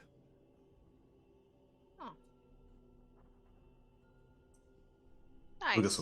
Lucas will reach into his pocket and take out a pair and put on two. Good idea, Wonder Bread. Then let's begin. And as he starts to stride up to the porch, he starts to grow. And he is already about 6.5 feet tall, but by the time he's finished growing, he's almost 7 feet tall and broad-shouldered like a linebacker as he reaches the front door. By the time he reaches the front door, he doesn't stop walking. He gets to the front door and with a massive kick, kicks the front door open. With no subtlety or subterfuge whatsoever, one big foot goes through the door, and as the door bursts in, a ringing of cans and bells goes off as if there were like cans on strings hanging from the front door or jingling bells hanging from strings near the front door as the door flies off its hinges and into the residence. Go ahead and roll me a wits and awareness. I'm also like, well, he's going for it. I'm also like going to shift into Glabro for now. Same. I did not make my rage check, so my rage is going to go down to 3. I'm good on mine.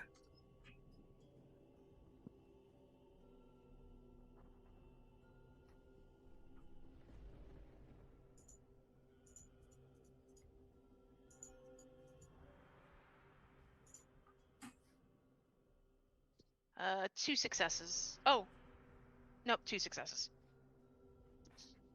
3 successes. Okay. It is pitch black within the residence. There are no lights on currently at the moment that you can see. There's no light to be detected.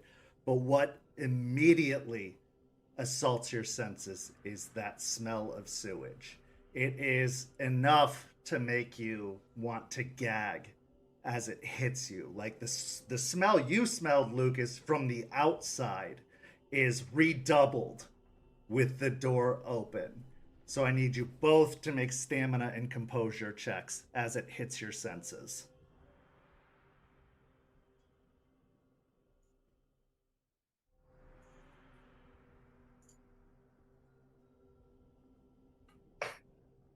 One success. Okay. Jester, you are able to stomach the smell, but Lucas, you feel the bile rising up in your stomach. You don't throw up, but you definitely feel yourself gagging a little bit. You are going to take a -1 dice penalty for until I make you roll again. Okay. So, almost immediately, we enter into combat because from 2 side rooms, leeches jump in from other side. There is a staircase in this front room that leads up to the 2nd level, a hallway that leads to the back, and then 2 side rooms. From the 2 side rooms, leeches spring from both sides, assaulting on either side. One comes flying down the staircase, and one comes from the hallway, charging at Charles. The one from the staircase is going towards Charles, one from the hallway is going towards Charles, and the one from either side are coming towards both of you. Go ahead and declare your intentions. starting with Jester, then Lucas.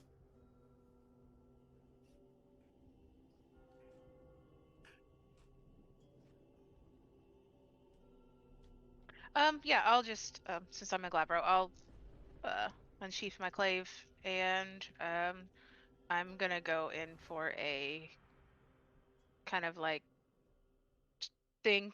If they're charging at me, I'm just shoving the sword forward, basically like trying to impale them on it as they're coming at me. Okay, give me a strength or dexterity. Well, are you doing two-handed?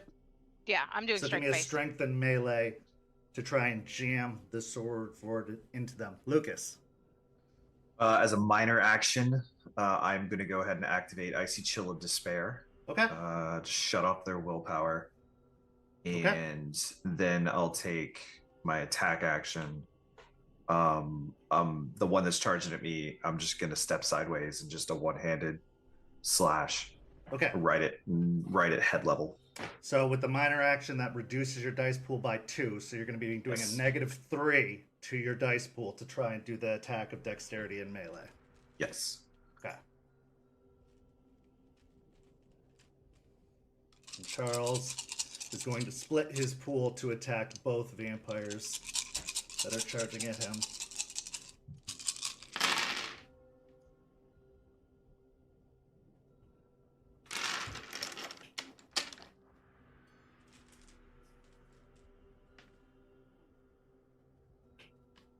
Okay. So, Jester, how many successes? I spent a willpower and I got 6 successes. Okay. And Lucas? 3. 3 successes. Okay. So as the leeches leap in from either side, Jester, you manage to jam your sword directly into the midsection of the leech coming towards you, skewering them. It doesn't kill them, but it definitely slows their momentum as they try to reach towards you, but are slowed down and are unable to quite claw at you or grab at you in any way. You can see their mouths are open and teeth bared, but they're unable to reach towards you as they are slowed down by the blade jammed in their stomach. Lucas, you sideswipe and swing at them. Both of you miss each other as you do try to swipe at them, but they are now kind of entangled with you, getting in close. Charles, however, as they both leap towards him, one hand reaches down towards the shotgun, pulls it out of the holster, and towards the one flying down from the staircase, holds the gun up and fires, and a plume of fire comes out of the edge of the shotgun and immediately engulfs the vampire flying down the stairs. The other hand, claws extend from his hand, go up into the jaw of the vampire coming forward, circle around, and tear the head off of the vampire, causing it to ash down to the floor as he just discards the head from behind him, leaving 2 just piles of ash falling to the floor next to him as he just continues walking straight down the hallway. Declare your next intentions.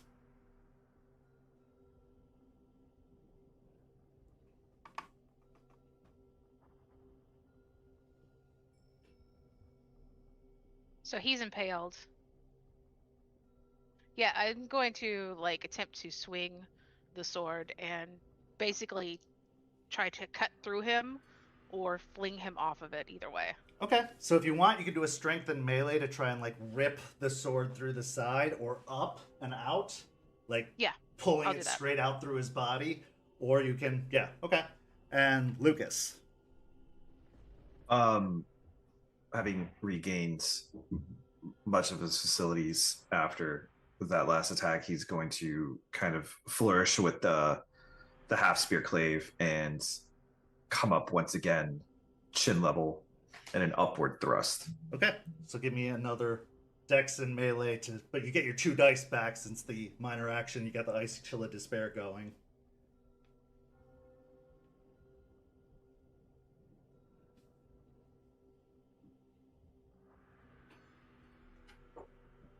And Jester, how many successes did you get? I got 6 successes with a crit. Okay, 6 successes with a crit. And Lucas. 8 successes with a crit.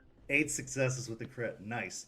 So, Jester, as you rip your blade up, you literally tear through the torso of the vampire, just ripping it out of the body. Blade just tearing through bone and viscera as it rips out of the side of the body, causing the two halves to kind of separate a little bit, leaving it in like just clinging to what's left of the body as it drops to the ground. Lucas, as you bring the spear around, you end up just slicing through the neck of the vampire as it is dropped off of its balance, beheading it with one swift motion, causing the head to go toppling off to the side and it to drop to the ground, sprawling in a beheaded motion and slowly starting to decay. This one clearly is a lot younger, as it doesn't ash immediately, but does start to decay into a corpseified version of itself. At the moment, there are no leeches around either of you, as you see Charles continues stalking down the hallway towards the back room.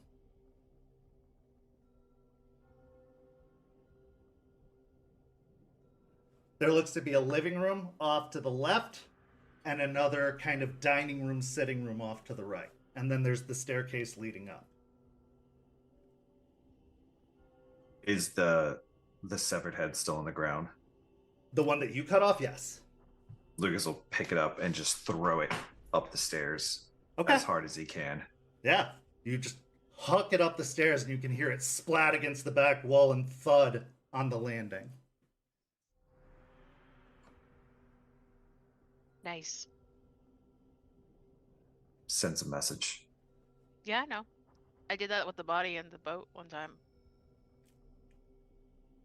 You gonna follow him or you want to go up? I'll follow him. You gonna go up? I'm going up. You gonna be okay? Gotta go work some shit out. Yell if you need me. They'll be yelling. I said you yell if you need me. I don't care if they scream. Fair. Okay. Okay, so we're separating into 2 groups here, so we'll take it one at a time. Lucas, we'll start with you as you're the solo party heading up the stairs. Are you going to do so in a sneaky fashion, or are you just with purpose heading up the stairs? I'll go up quiet. Okay. As you head upstairs, the smell starts to decrease, so I'll allow you to make another stamina and composure roll to try and regain that dice back. 3 successes. So you feel your stomach starting to settle the further away you get from the smell. You regain the dice you lost from that kind of disgusting odor that you hit.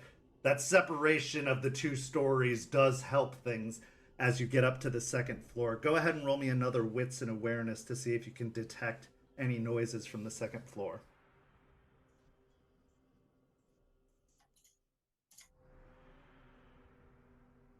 3 successes. Okay. As you reach the 2nd floor, it's quiet. But tuning your finely tuned Garou senses in, you see that there are 3 doors at the top of the landing. Clearly, there's a bathroom at the top, and then 2 doors on either side, most likely bedrooms. The one to the left, and both doors are closed. The bathroom door is open. The bathroom, there's nothing inside. The tile is mildewy. You can actually see dried blood all over the mildewy tile. And in the bathtub, you can actually see a dead body kind of laying in the bathtub itself. The door to the left is quiet. But from the door to the right, you hear a low, quiet whining, whimpering.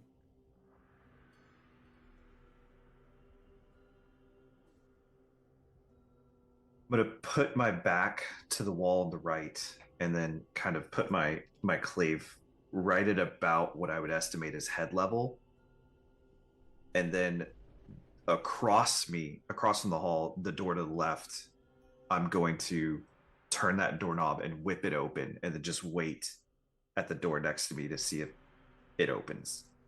So opening the door to the left where it's quiet, you're gonna kind of fling that one open, but stay to the door to the right to see if it opens. Yeah, I'm trying to make them think that I'm going door to door. Maybe they want to try to jump out. Okay. As you throw open to the door to the left, nothing happens at the door to the right. You still hear that low, whining whimper at the door to the right. The door to the left does, in fact, open to what looks like a master bedroom. However, it is wrecked. It is ruinous. It does look like this has been used as a sleeping quarters of sorts. There's several bed mats laid out. This must be where the leeches stay the day. The doors or the windows are heavily boarded over, and there are sheets put over it. Like, they have done everything they can to block out any daylight from this room. There's no bodies in this room. There's no smell of blood coming from this room. In fact, it's probably the cleanest room in this house of all of the other rooms. There's some discarded clothing about that you can see on the floor, but otherwise the room seems to be empty. The low whine still seems to emanate from the room next to you. Wait a couple of breaths, and then staying close to the wall, not putting my whole body against that, like in the frame of that door, reach over with my other hand and the clave still up and turn the knob and push the door open. You try the knob, it's locked.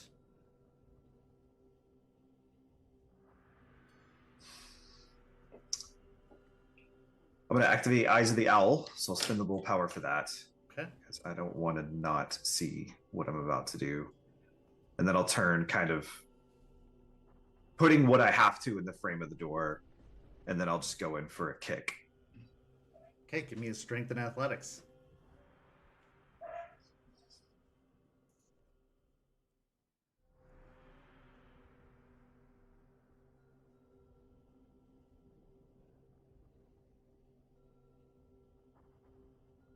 Four successes. Okay. The door flies open. No problem. It's just one of those knob lock doors. It wasn't dead bolted or anything like that. So it breaks off, breaks open.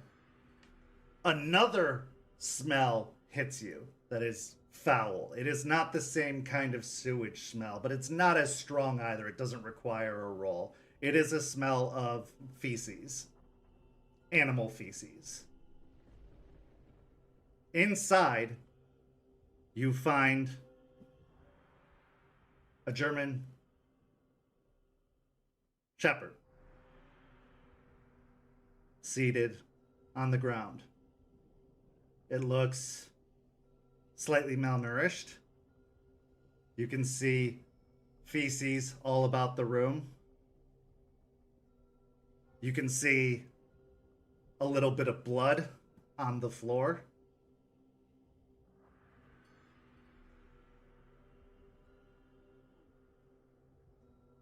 You can even see that some of its fur has been torn away as if it's been bitten or fed on.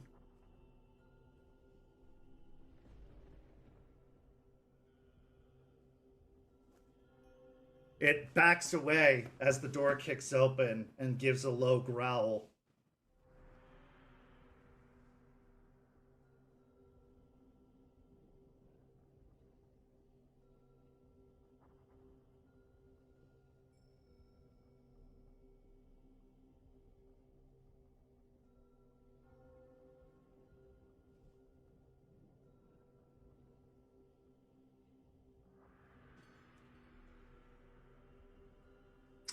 I'll take a step back and slowly shut the door. It's probably also feeling the effects of my gift. And just make sure it doesn't try to bolt as I'm shutting the door.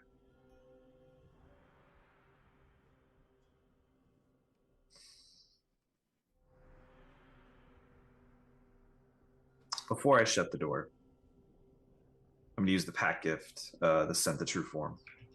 Okay. What is the roll for that? It's going to be wits and wisdom, and based on what it is going to be the difficulty. Okay.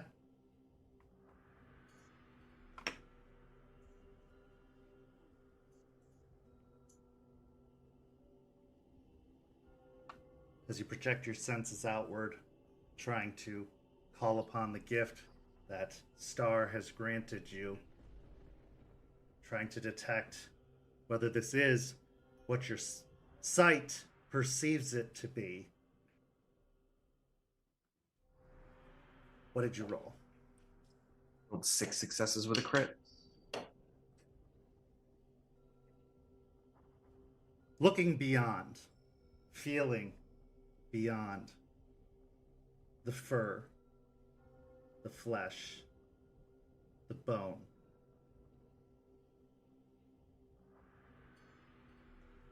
The subterfuge melts away. Whatever this is not what it appears to be. This is the worm, or a servant of it. This is a leech. And it has disguised itself as a dog.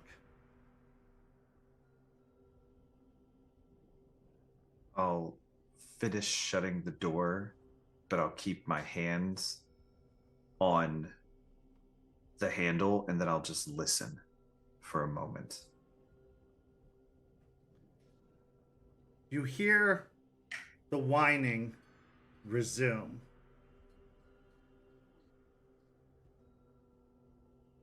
But the whining goes from that high pitch to something a little bit huskier.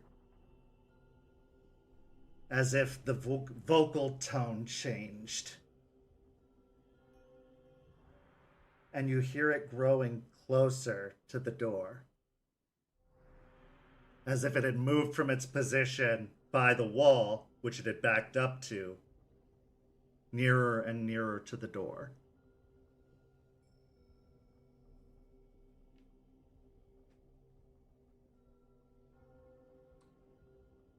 Once it kind of reaches its crescendo of getting close, I'm just going to whip the door open as hard as I can. Give me a dexterity and stealth first, just to see if you can get a surprise attack on this.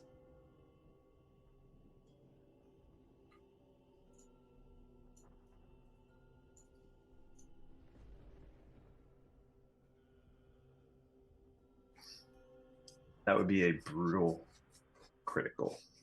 Brutal critical. What are your verbs and adverbs?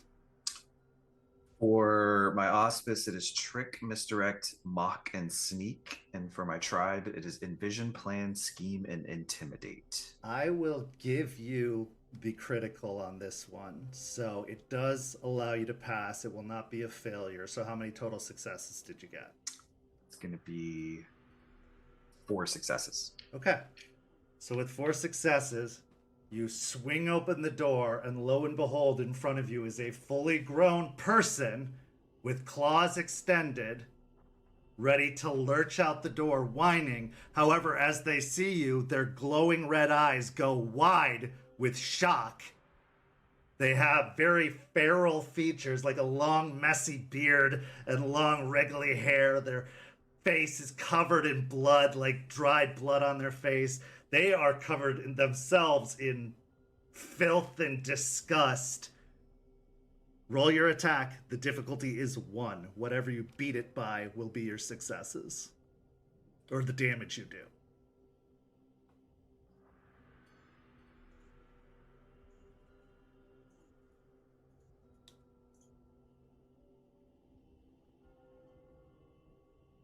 7 successes. Just like the first, you swing your spear through, and the clave's blade cuts neatly across the throat, severing the head from the body. Based off of the rate of rapid decay that this leech goes through, you can tell that this was probably one of the older ones, because it decays so fast that all it leaves is bone behind. Almost no flesh clinging to the bone. Just dropping, falling apart. More than just the head to the ground. Leaving just a ruin in its midst. We're going to transition downstairs to Jester as you follow Charles into the kitchen beyond. When you walk into the kitchen, you find the source of the smell. Now, the kitchen has counters that line the edge of the wall. There's also a door that leads to the backyard. However, all of the doors and windows are covered up with boards and curtains. You can even see the remnants of strings and cans, although a lot of the strings have gone slack ever since Charles kicked the door in. You can see that, in fact, most of the strings look like they were tied together all the way around the house, so that if anything was opened, all of them were going to ring. But the source of the smell is the pit in the floor. Because based off of all of the earth and tile and concrete that has been pulled up from the ground, you can see that these leeches have burrowed all the way down to the sewer system below. A hole going almost 20 feet down is in the center of the kitchen. You can hear the sounds of running water down below. They likely burrowed all the way down to the drainage system. Whatever this is, it was likely another means of disposal or entry or escape or transportation. But they put a lot of effort into tearing through the foundation of this place to make a hole all the way into the sewage system. But that's not the only thing in the room, of course, because across from you, at the edge of the hole, are 3 more humanoid figures, although calling them humanoid is very generous, because they are 3 of the most grotesque looking creatures you have ever seen. Withered, gnarled, decayed, possibly burned. They look like they have been through all of the kind of trauma you could possibly ever assume. Now, thankfully, having been at the electrical plant raid, you've seen leeches like this before, which our viewers at home will know as Nosferatu. But these Nosferatu don't look as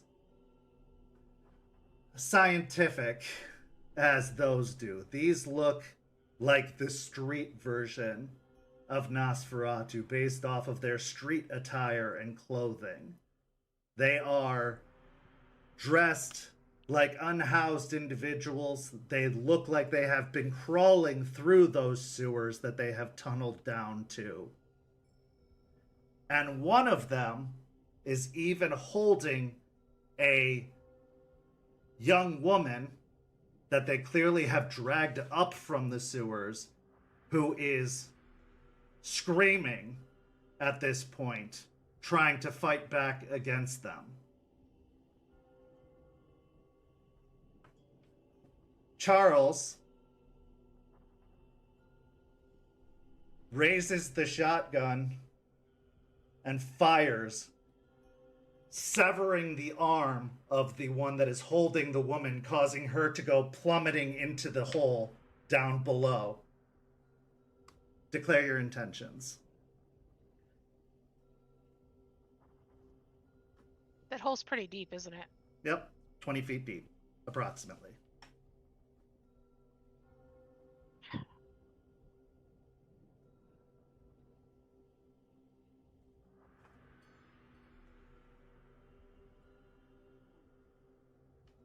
You said there was a door, like doorway, and the door to outside? Yes, there's a back door that leads to the outside. There's also the doorway that, like the hallway door that you came in, and it looks like entryways that go off into the living room and the dining room, flanking on either side. Okay. I'm actually going to let Charles move in first, if he's moving in. Yeah. Okay. Yeah, he Yeah, I'm walked gonna in and shot off the arm of the one that was holding the woman. But he's still continuing to move in. Yeah, oh yeah.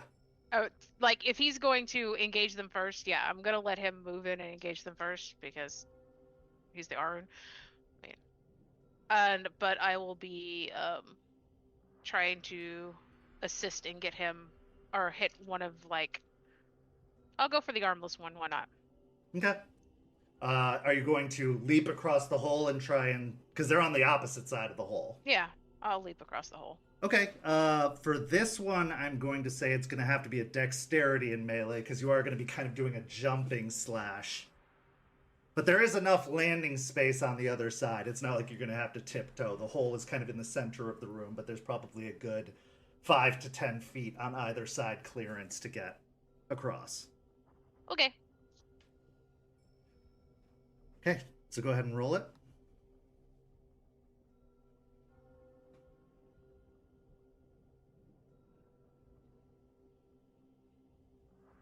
Six successes.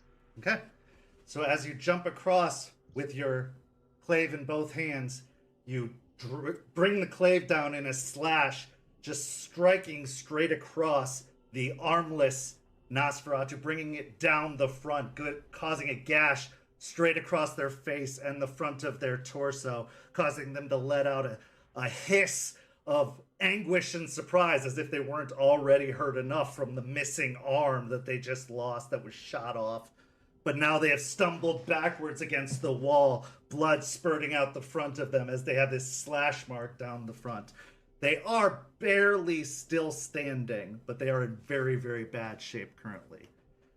Charles discards the shotgun behind him, having fired both shots at this point, and leaps across with his claws still out on his offhand and grabs another one by the chest, pulling it towards him as he reaches down and pulls out the magnum and holds it up under the jaw of one and fires, causing the top of their head to explode outwards before discarding the body down the hole behind him and turning to look at the third one. Declare your next intention.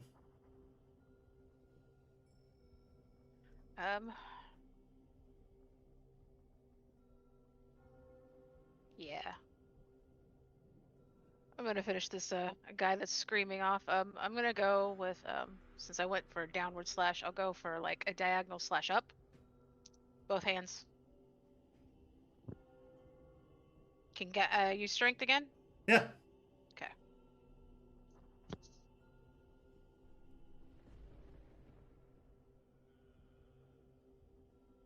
Four successes. 4 successes. Okay.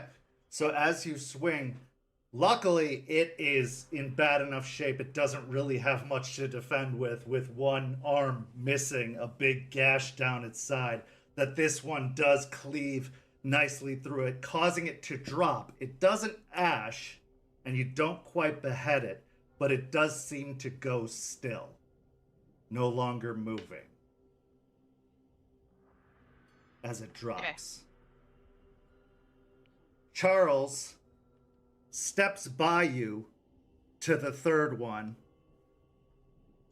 holstering the magnum, grabbing both its arms and tearing them away from the torso, discarding them to both sides before grabbing it by the torso and spinning it to face you and holding it out.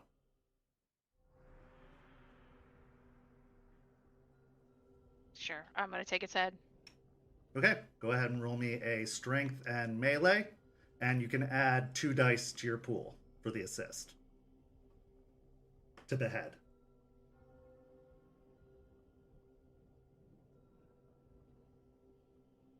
As it can't dodge as it's being held in place. I'm going to spend a willpower.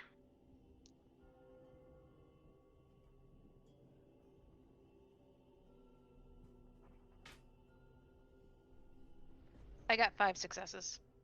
Okay, so with a nice clean cut, you sever. It doesn't quite go all the way through. You get a nice hack in, but the head is still hanging on by a little bit. It would take another nice clean swing to get it the rest of the way off.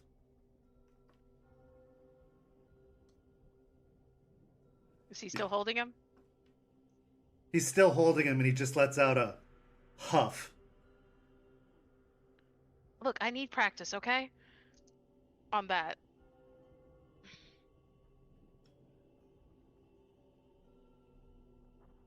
Six successes. This one goes cleanly through, knife through butter, severing the head. He again drops the body down the hole. You hear the woman scream again as there is a splash of the body landing next to her down below in the hole.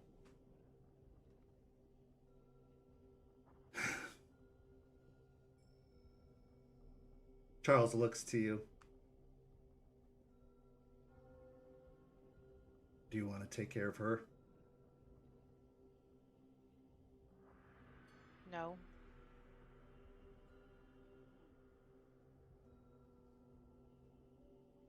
She can't know what she saw here.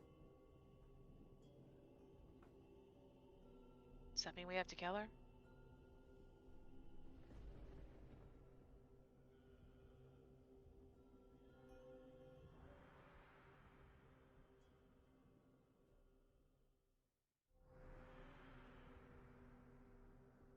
You don't have to.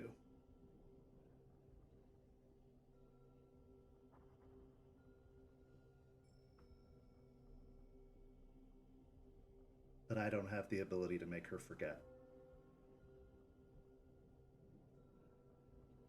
I don't And either. she's seen far too much at this point.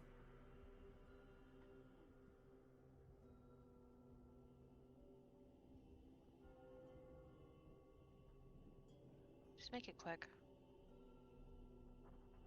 She won't feel a thing.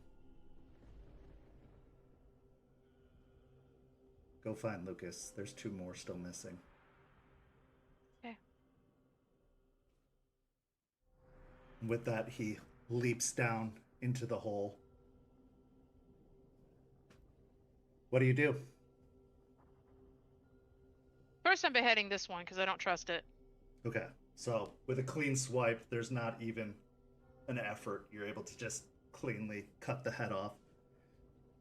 Then I'm gonna hop back over the hole and head up the stairs to find Lucas. Okay. As you get to the base of the staircase, Lucas, you are making your way down. Or do you stay at the top of the landing? Lucas is coming down the stairs with the skull in one hand and a multi-tool in the other, and he's pulling the fangs out of the skull. And once he gets the 2 fangs, he's just going to toss it to the side and then take those 2 and put them in his vest pocket. Jester meets you at the bottom of the stairs. Charles is not with her. Big guy.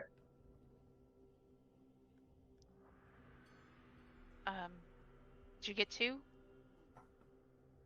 Yeah, one up there was pretending to be a dog. Pretending, terrible word, was a dog. I could smell it, so I caught him off guard. You got another one too up there? The other room up there was empty. There's a dead body in the bathroom. We're missing one. Shit. Room by room? Yeah. Okay. Roll me a wits and awareness.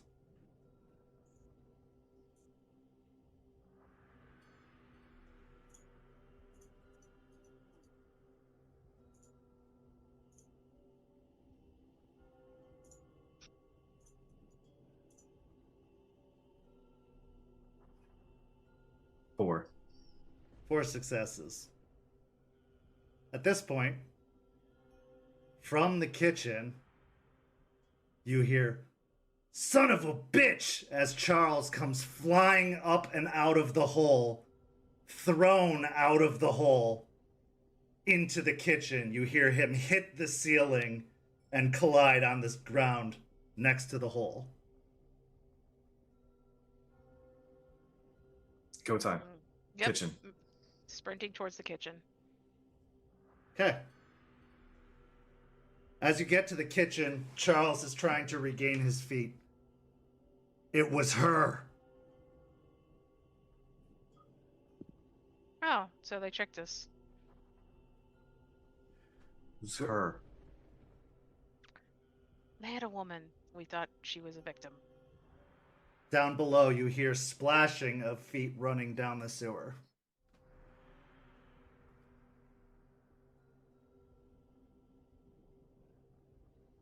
Smell. It's fantastic. Shall we? Yeah, sure. I'll put my clave up. I'm shifting to Lupus. Okay. Easy enough. You drop down to all fours, fur covering your limbs, your snout growing, your senses sharpening, and your form growing more slender from the large hulking form it was as you were in your glabro form. I'll hop down. Okay, give me a dexterity and athletics to try and soften as you leap down the roughly hewn stone that makes the passage downward. Now you do get the bonus dice on dexterity rolls.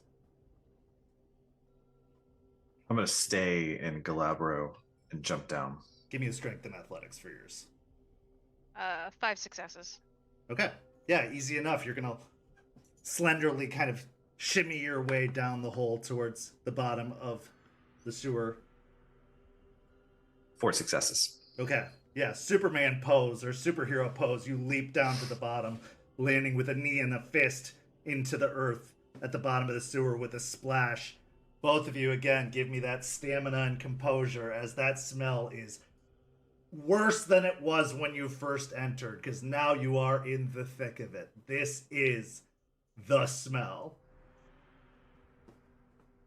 Okay, 3 successes. Again, you can still manage to keep it down. It is gagging worthy, but it is enough to hold your own for the moment. But there aren't showers hot enough to get this stink off for a bit. 2 successes for me. 2 successes. Okay. You're gagging. -1 to your dice pools. This is the source. This is the worst. Okay. Ahead, down the tunnel, you see the woman bolting as fast as she can down the tunnel ahead of you. She is not supernaturally fast, but she does have a lead on you going down the tunnel. I'm gonna give chase. Okay. Give me let's go with stamina and athletics to see if you can have the energy after a long fight to kind of give chase. Okay.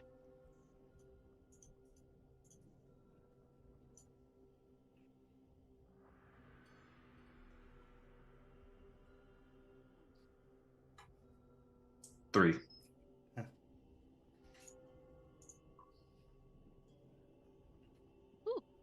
6 with a crit. 6 with a crit. Okay. Jester taking the lead ahead. You quickly gain on her. Lucas, you are right behind, catching up. But Jester, you catch up to her first, enough to take an action or do something to try and slow her down. Lucas, you'll have to wait to the next round to do something, but you will catch up if Jester is able to slow her down on this round.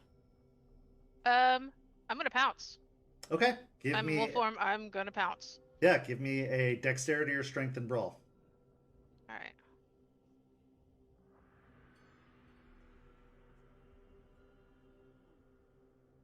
Three successes. 3 successes. Okay. As you try to leap on the woman, she actually backhands you and knocks you into the wall. And as she hits you like a truck. For how slender and small this woman is, the hit she hits you with is unusually strong. So strong, in fact, that you smack against the wall and the wall cracks with how hard you hit the wall. Take 4 points of superficial damage as she backhands you against the wall. You are not able to slow her down. She keeps going. Lucas, you are still 1 round behind her. Yeah, I'll hit a wall. I'll hit the wall with the whimper. Not as strong as Mary, right? Not as strong as Mary, no. God, no, not even remotely.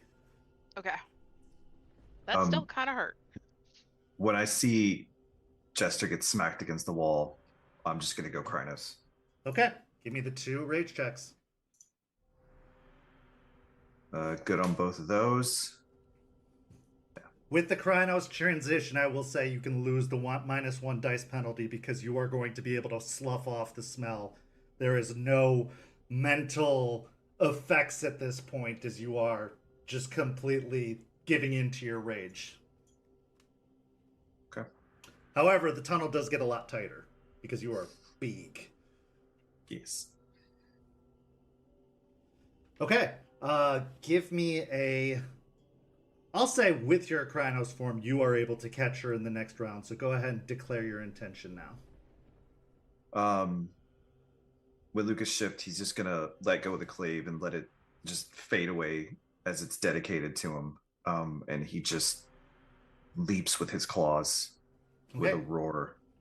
Give me a strength and brawl. Jester, it's going to take a 2 dice penalty for you to recover, but you can declare an intention as well. I'm shifting to Krynos. Fuck that. Okay, then give me the 2 dice, 2 rage checks.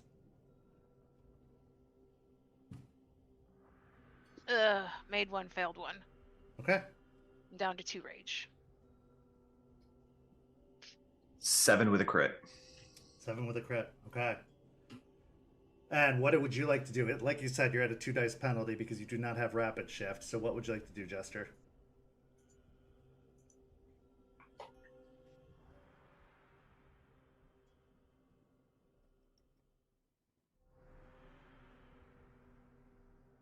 You leapt at her, right, Lucas? Yes. I'm gonna go low. Okay. So give me another strength and brawl.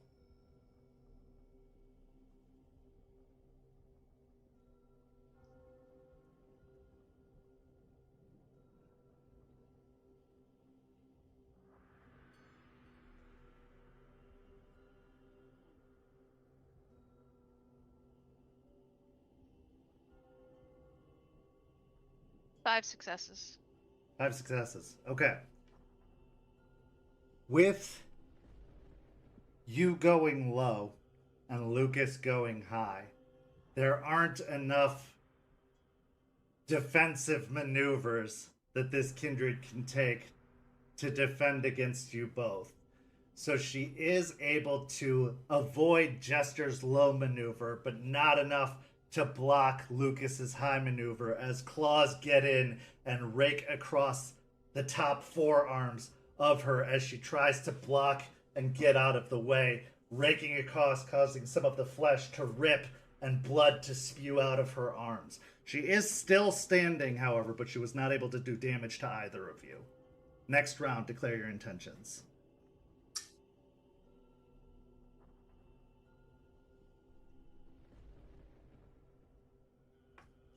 Are we on either side of her now, or did I just push Yeah, I her would back? say one. Yeah, you're both flanking her at this point. Okay. Is As she she stepped out of facing? the way of Jester, Jester would have gone past her. Okay. Okay. Is she facing Lucas or me? Lucas. Okay. Yeah, I'm gonna come up since I was going low. I'm gonna come up with a 2 rakes, like rake up. Okay. So that'll be a strength and brawl again. And Lucas. Seeing as Jester's coming up from the bottom, I'm just going to go in for a bite right at the neck. Okay. Yeah, give me that strength and brawl as well.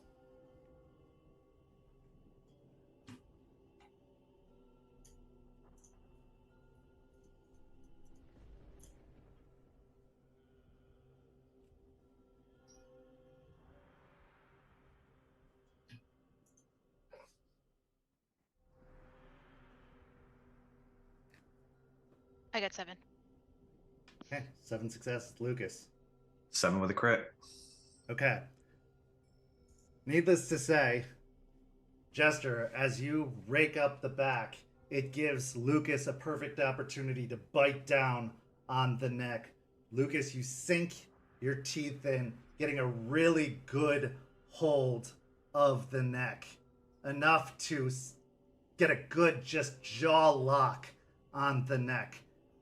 You rend at the neck, pulling back. Your mouth is filling with this disgusting ichor. Give me a strength and composure check to see if you can hold on enough to pull the head off.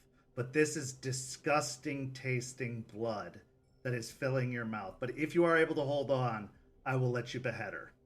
with Flat this strength, flat strength and composure. No Flat plus four? strength and oh yeah, you get the Okay. four from being a Krynos form. Yeah, Okay. absolutely.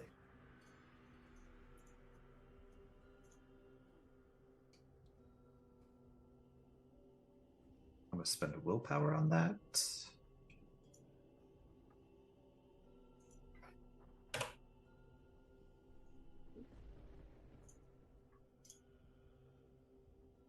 Four successes.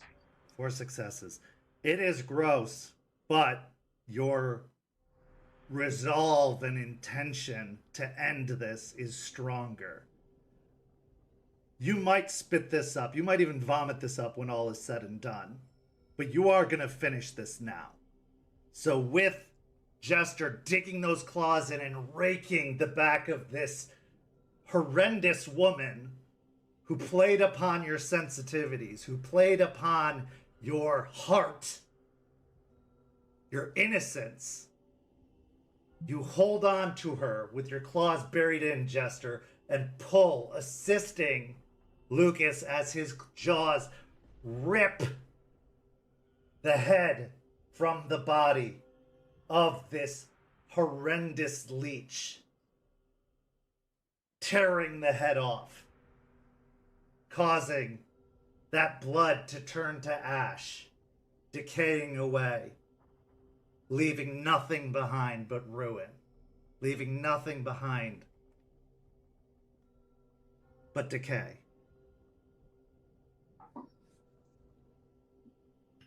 The sewers grow quiet.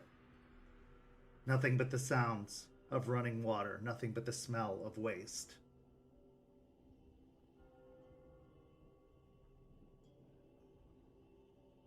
Nearby, there's a ladder leading up to the manhole cover up above on the street.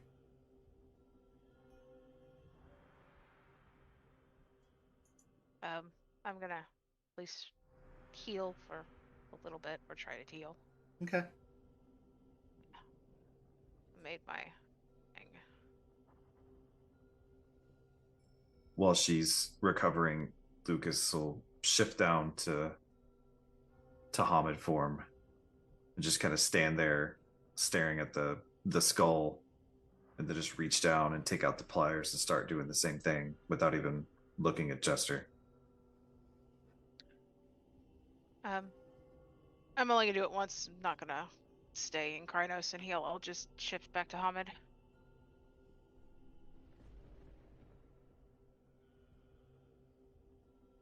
This seems to be a new hobby. It's a tribute.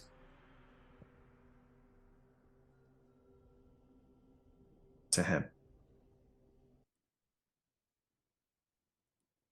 Okay.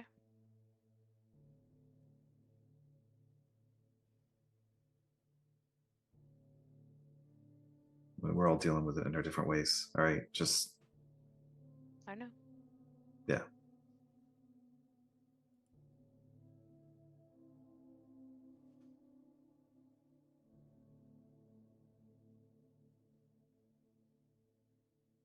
You With want to the, head up? with the unspoken understanding, you both climb up the ladder, pushing open the manhole cover and up to the street. As you get to the street up above, you arrive just in time to see the sun starting to break on the horizon. You arrive just in time to see Charles walking out the front door of the house. And as he steps off the porch, you watch the house crumble behind him, falling upon itself as if dropping into a sinkhole.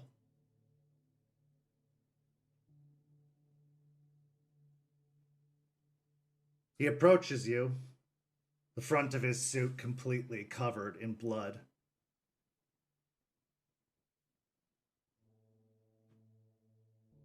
Did you get her? I'm rubbing like the part of my shoulder where like it hit the side of the wall. Yeah. She's gone. Good work. This will be the first of many. Now that Mary is gone, more of these are going to be popping up. According to Larry, the bartender at the club, they already have been. More and more are trying to either take her throne, take control. They're all vying for it. Then we have our work cut out for us. Yeah. But I think we can show them why they should be afraid of Garou. I agree. Show him something. Both did great. Yeah. Thanks. Let's get out of here before the authorities show up. I destroyed the supports in the house.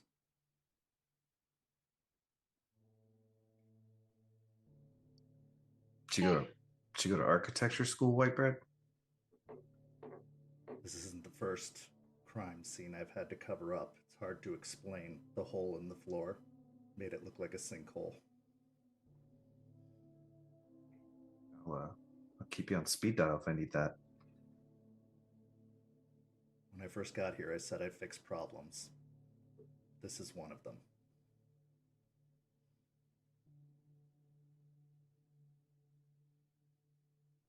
You did well, Lucas.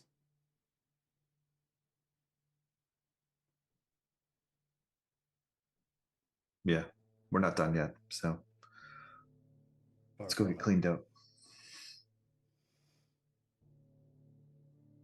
We'll meet back at the cairn. With that, he walks over towards the car, passenger side door, and opens it, looking over towards Jester. I'll head over and get in the seat and in the car. He closes the door and then heads over to the driver's seat, looks towards Lucas, gives him a nod before climbing in. Lucas, you head towards your motorcycle nearby. What's going through your head as you consider and think about everything that's happened here today? We used to be scared to fight leeches. We used to be nervous, and we used to take weeks to plan. And now it's just a night of the week that we go in and kill a whole house full of them and close down a problem. But it just seems like every time we do it, no matter how good we get at it, there's still more around. And if there's more around, then that means we don't have our vengeance yet.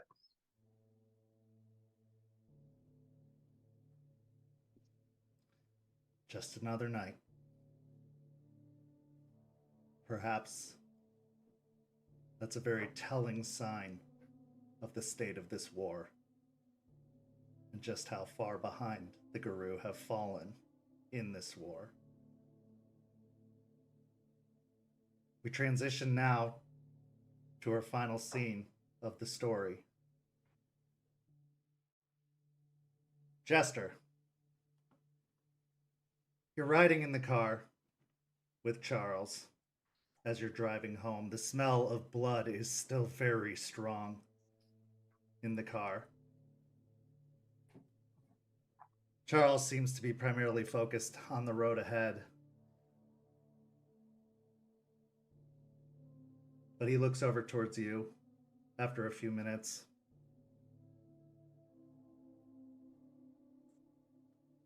You're awful quiet. Suppose.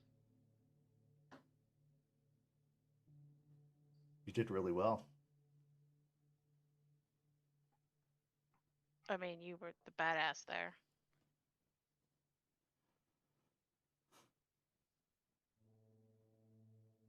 I have too much practice. More practice than anyone should have.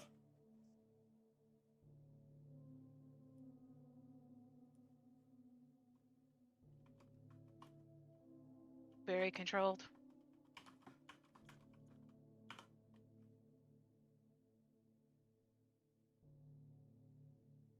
You're getting good with that glaive, though. Our practice is paying off. Yeah, well. I mean, I have what? Lots of trainers?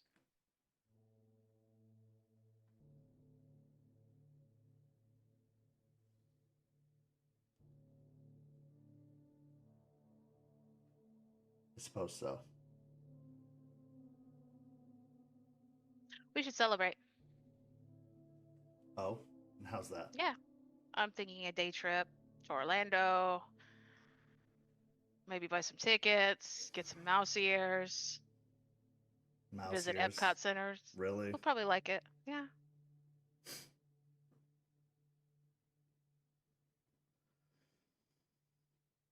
You see the smallest hint of a smile curl the corner of his lips, and even with the droplets of blood that are still running down his face, it almost makes him look boyish for a moment. And he has already fairly boyish features, but because of the stoicness and stony look of his face most of the time, this softens it even more.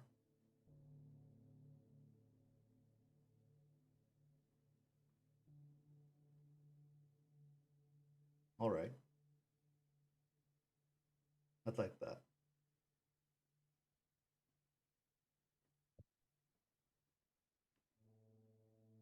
You know, one day when you're not dealing with the mess that is the new ones. At that point, you see the tension come into his face again, and you hear his fingers grip the steering wheel and tighten on the steering wheel again. You even hear his knuckles pop.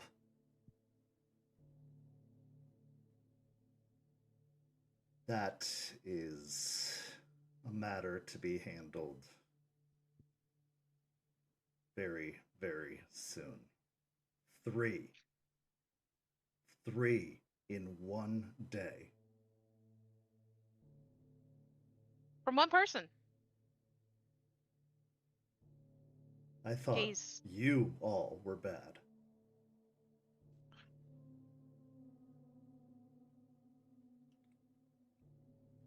No, they're a mess. It seems I don't think they were trained well, honestly, so I'm not saying go easy on them. Especially that one did, like kick his ass, definitely.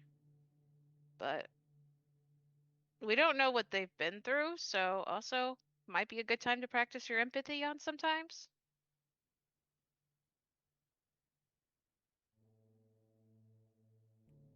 I will try. No promises, but I will try.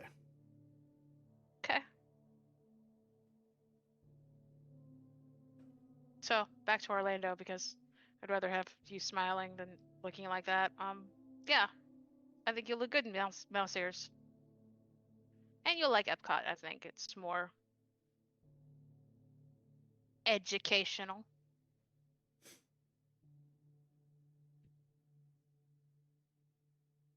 Not always interested in the educational part. I do want to see the castle too. Stay for the fireworks.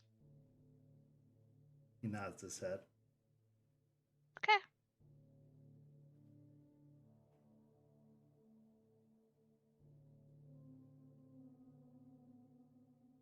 Jester,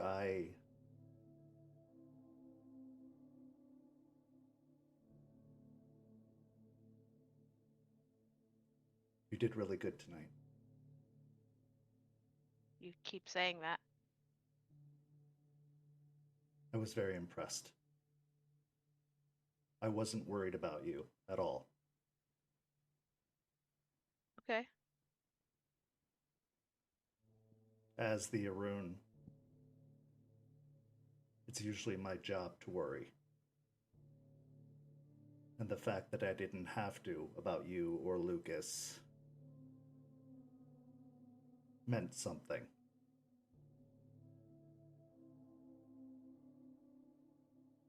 I'm glad.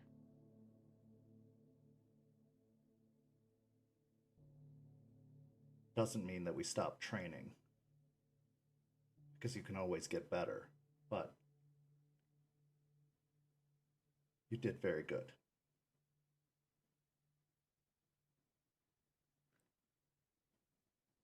Thanks.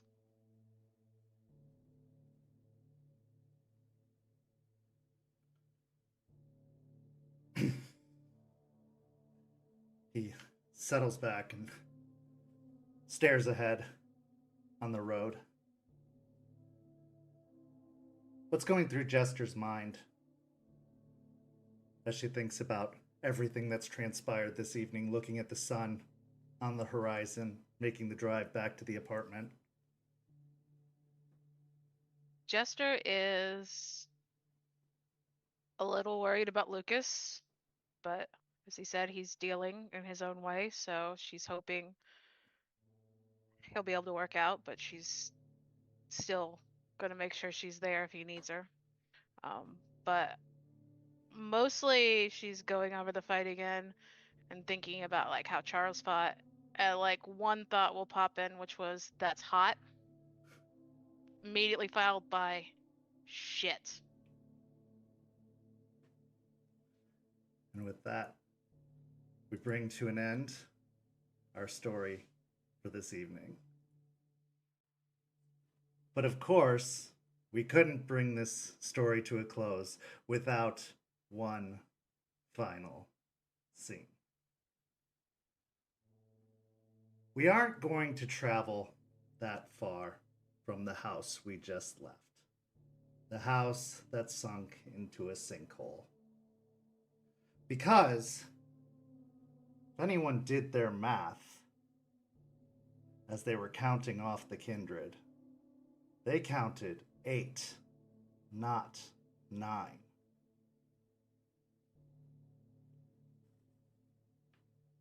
Out of the earth, in the mass grave, in the backyard, emerges a figure from the very ground itself.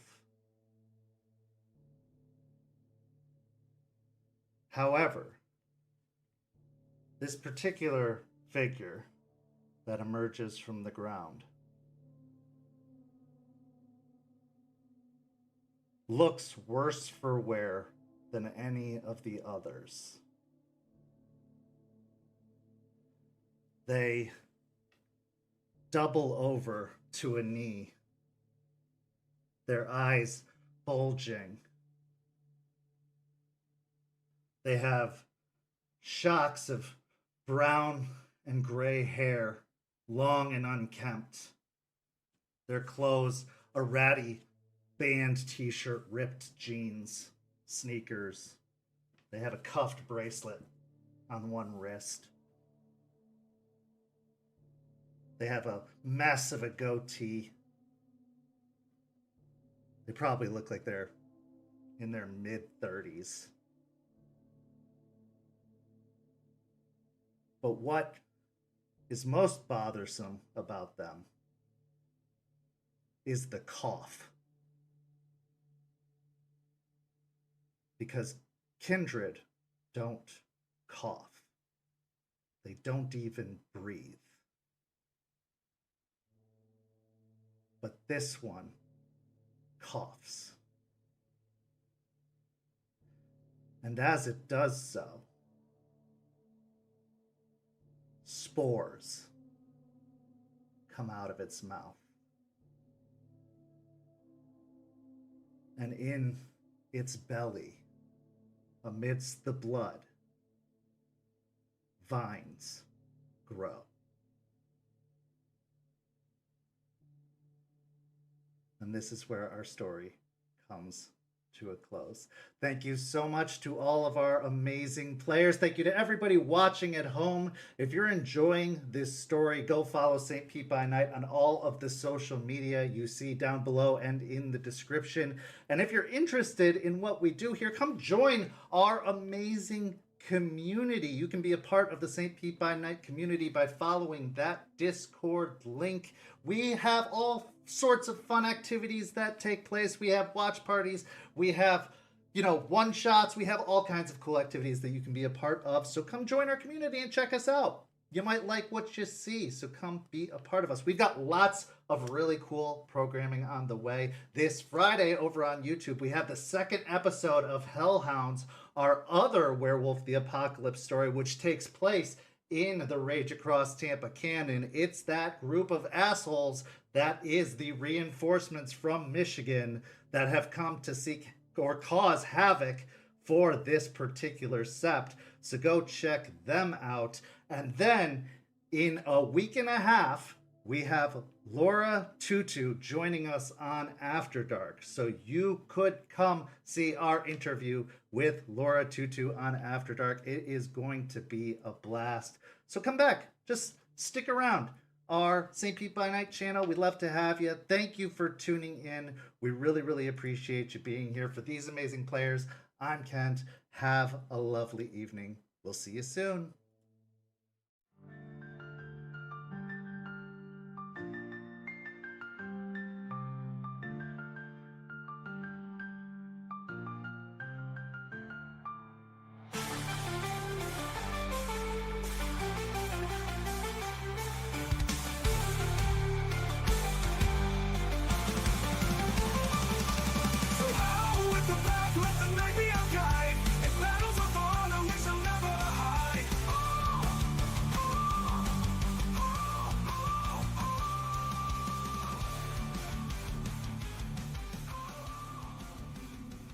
This has been a St. Petersburg by Night production. Rage Across Tampa is produced in agreement with the World of Darkness and Dark Pack. The storyteller for Rage Across Tampa is Kent. Tonight's characters were voiced by Preston, Champ, Noree, and Weiss. Visit our website at stpetebynight.com for more information about all of our productions and how you can become part of our community. Thank you for listening. Until next time, fangs, stakes, and claws out.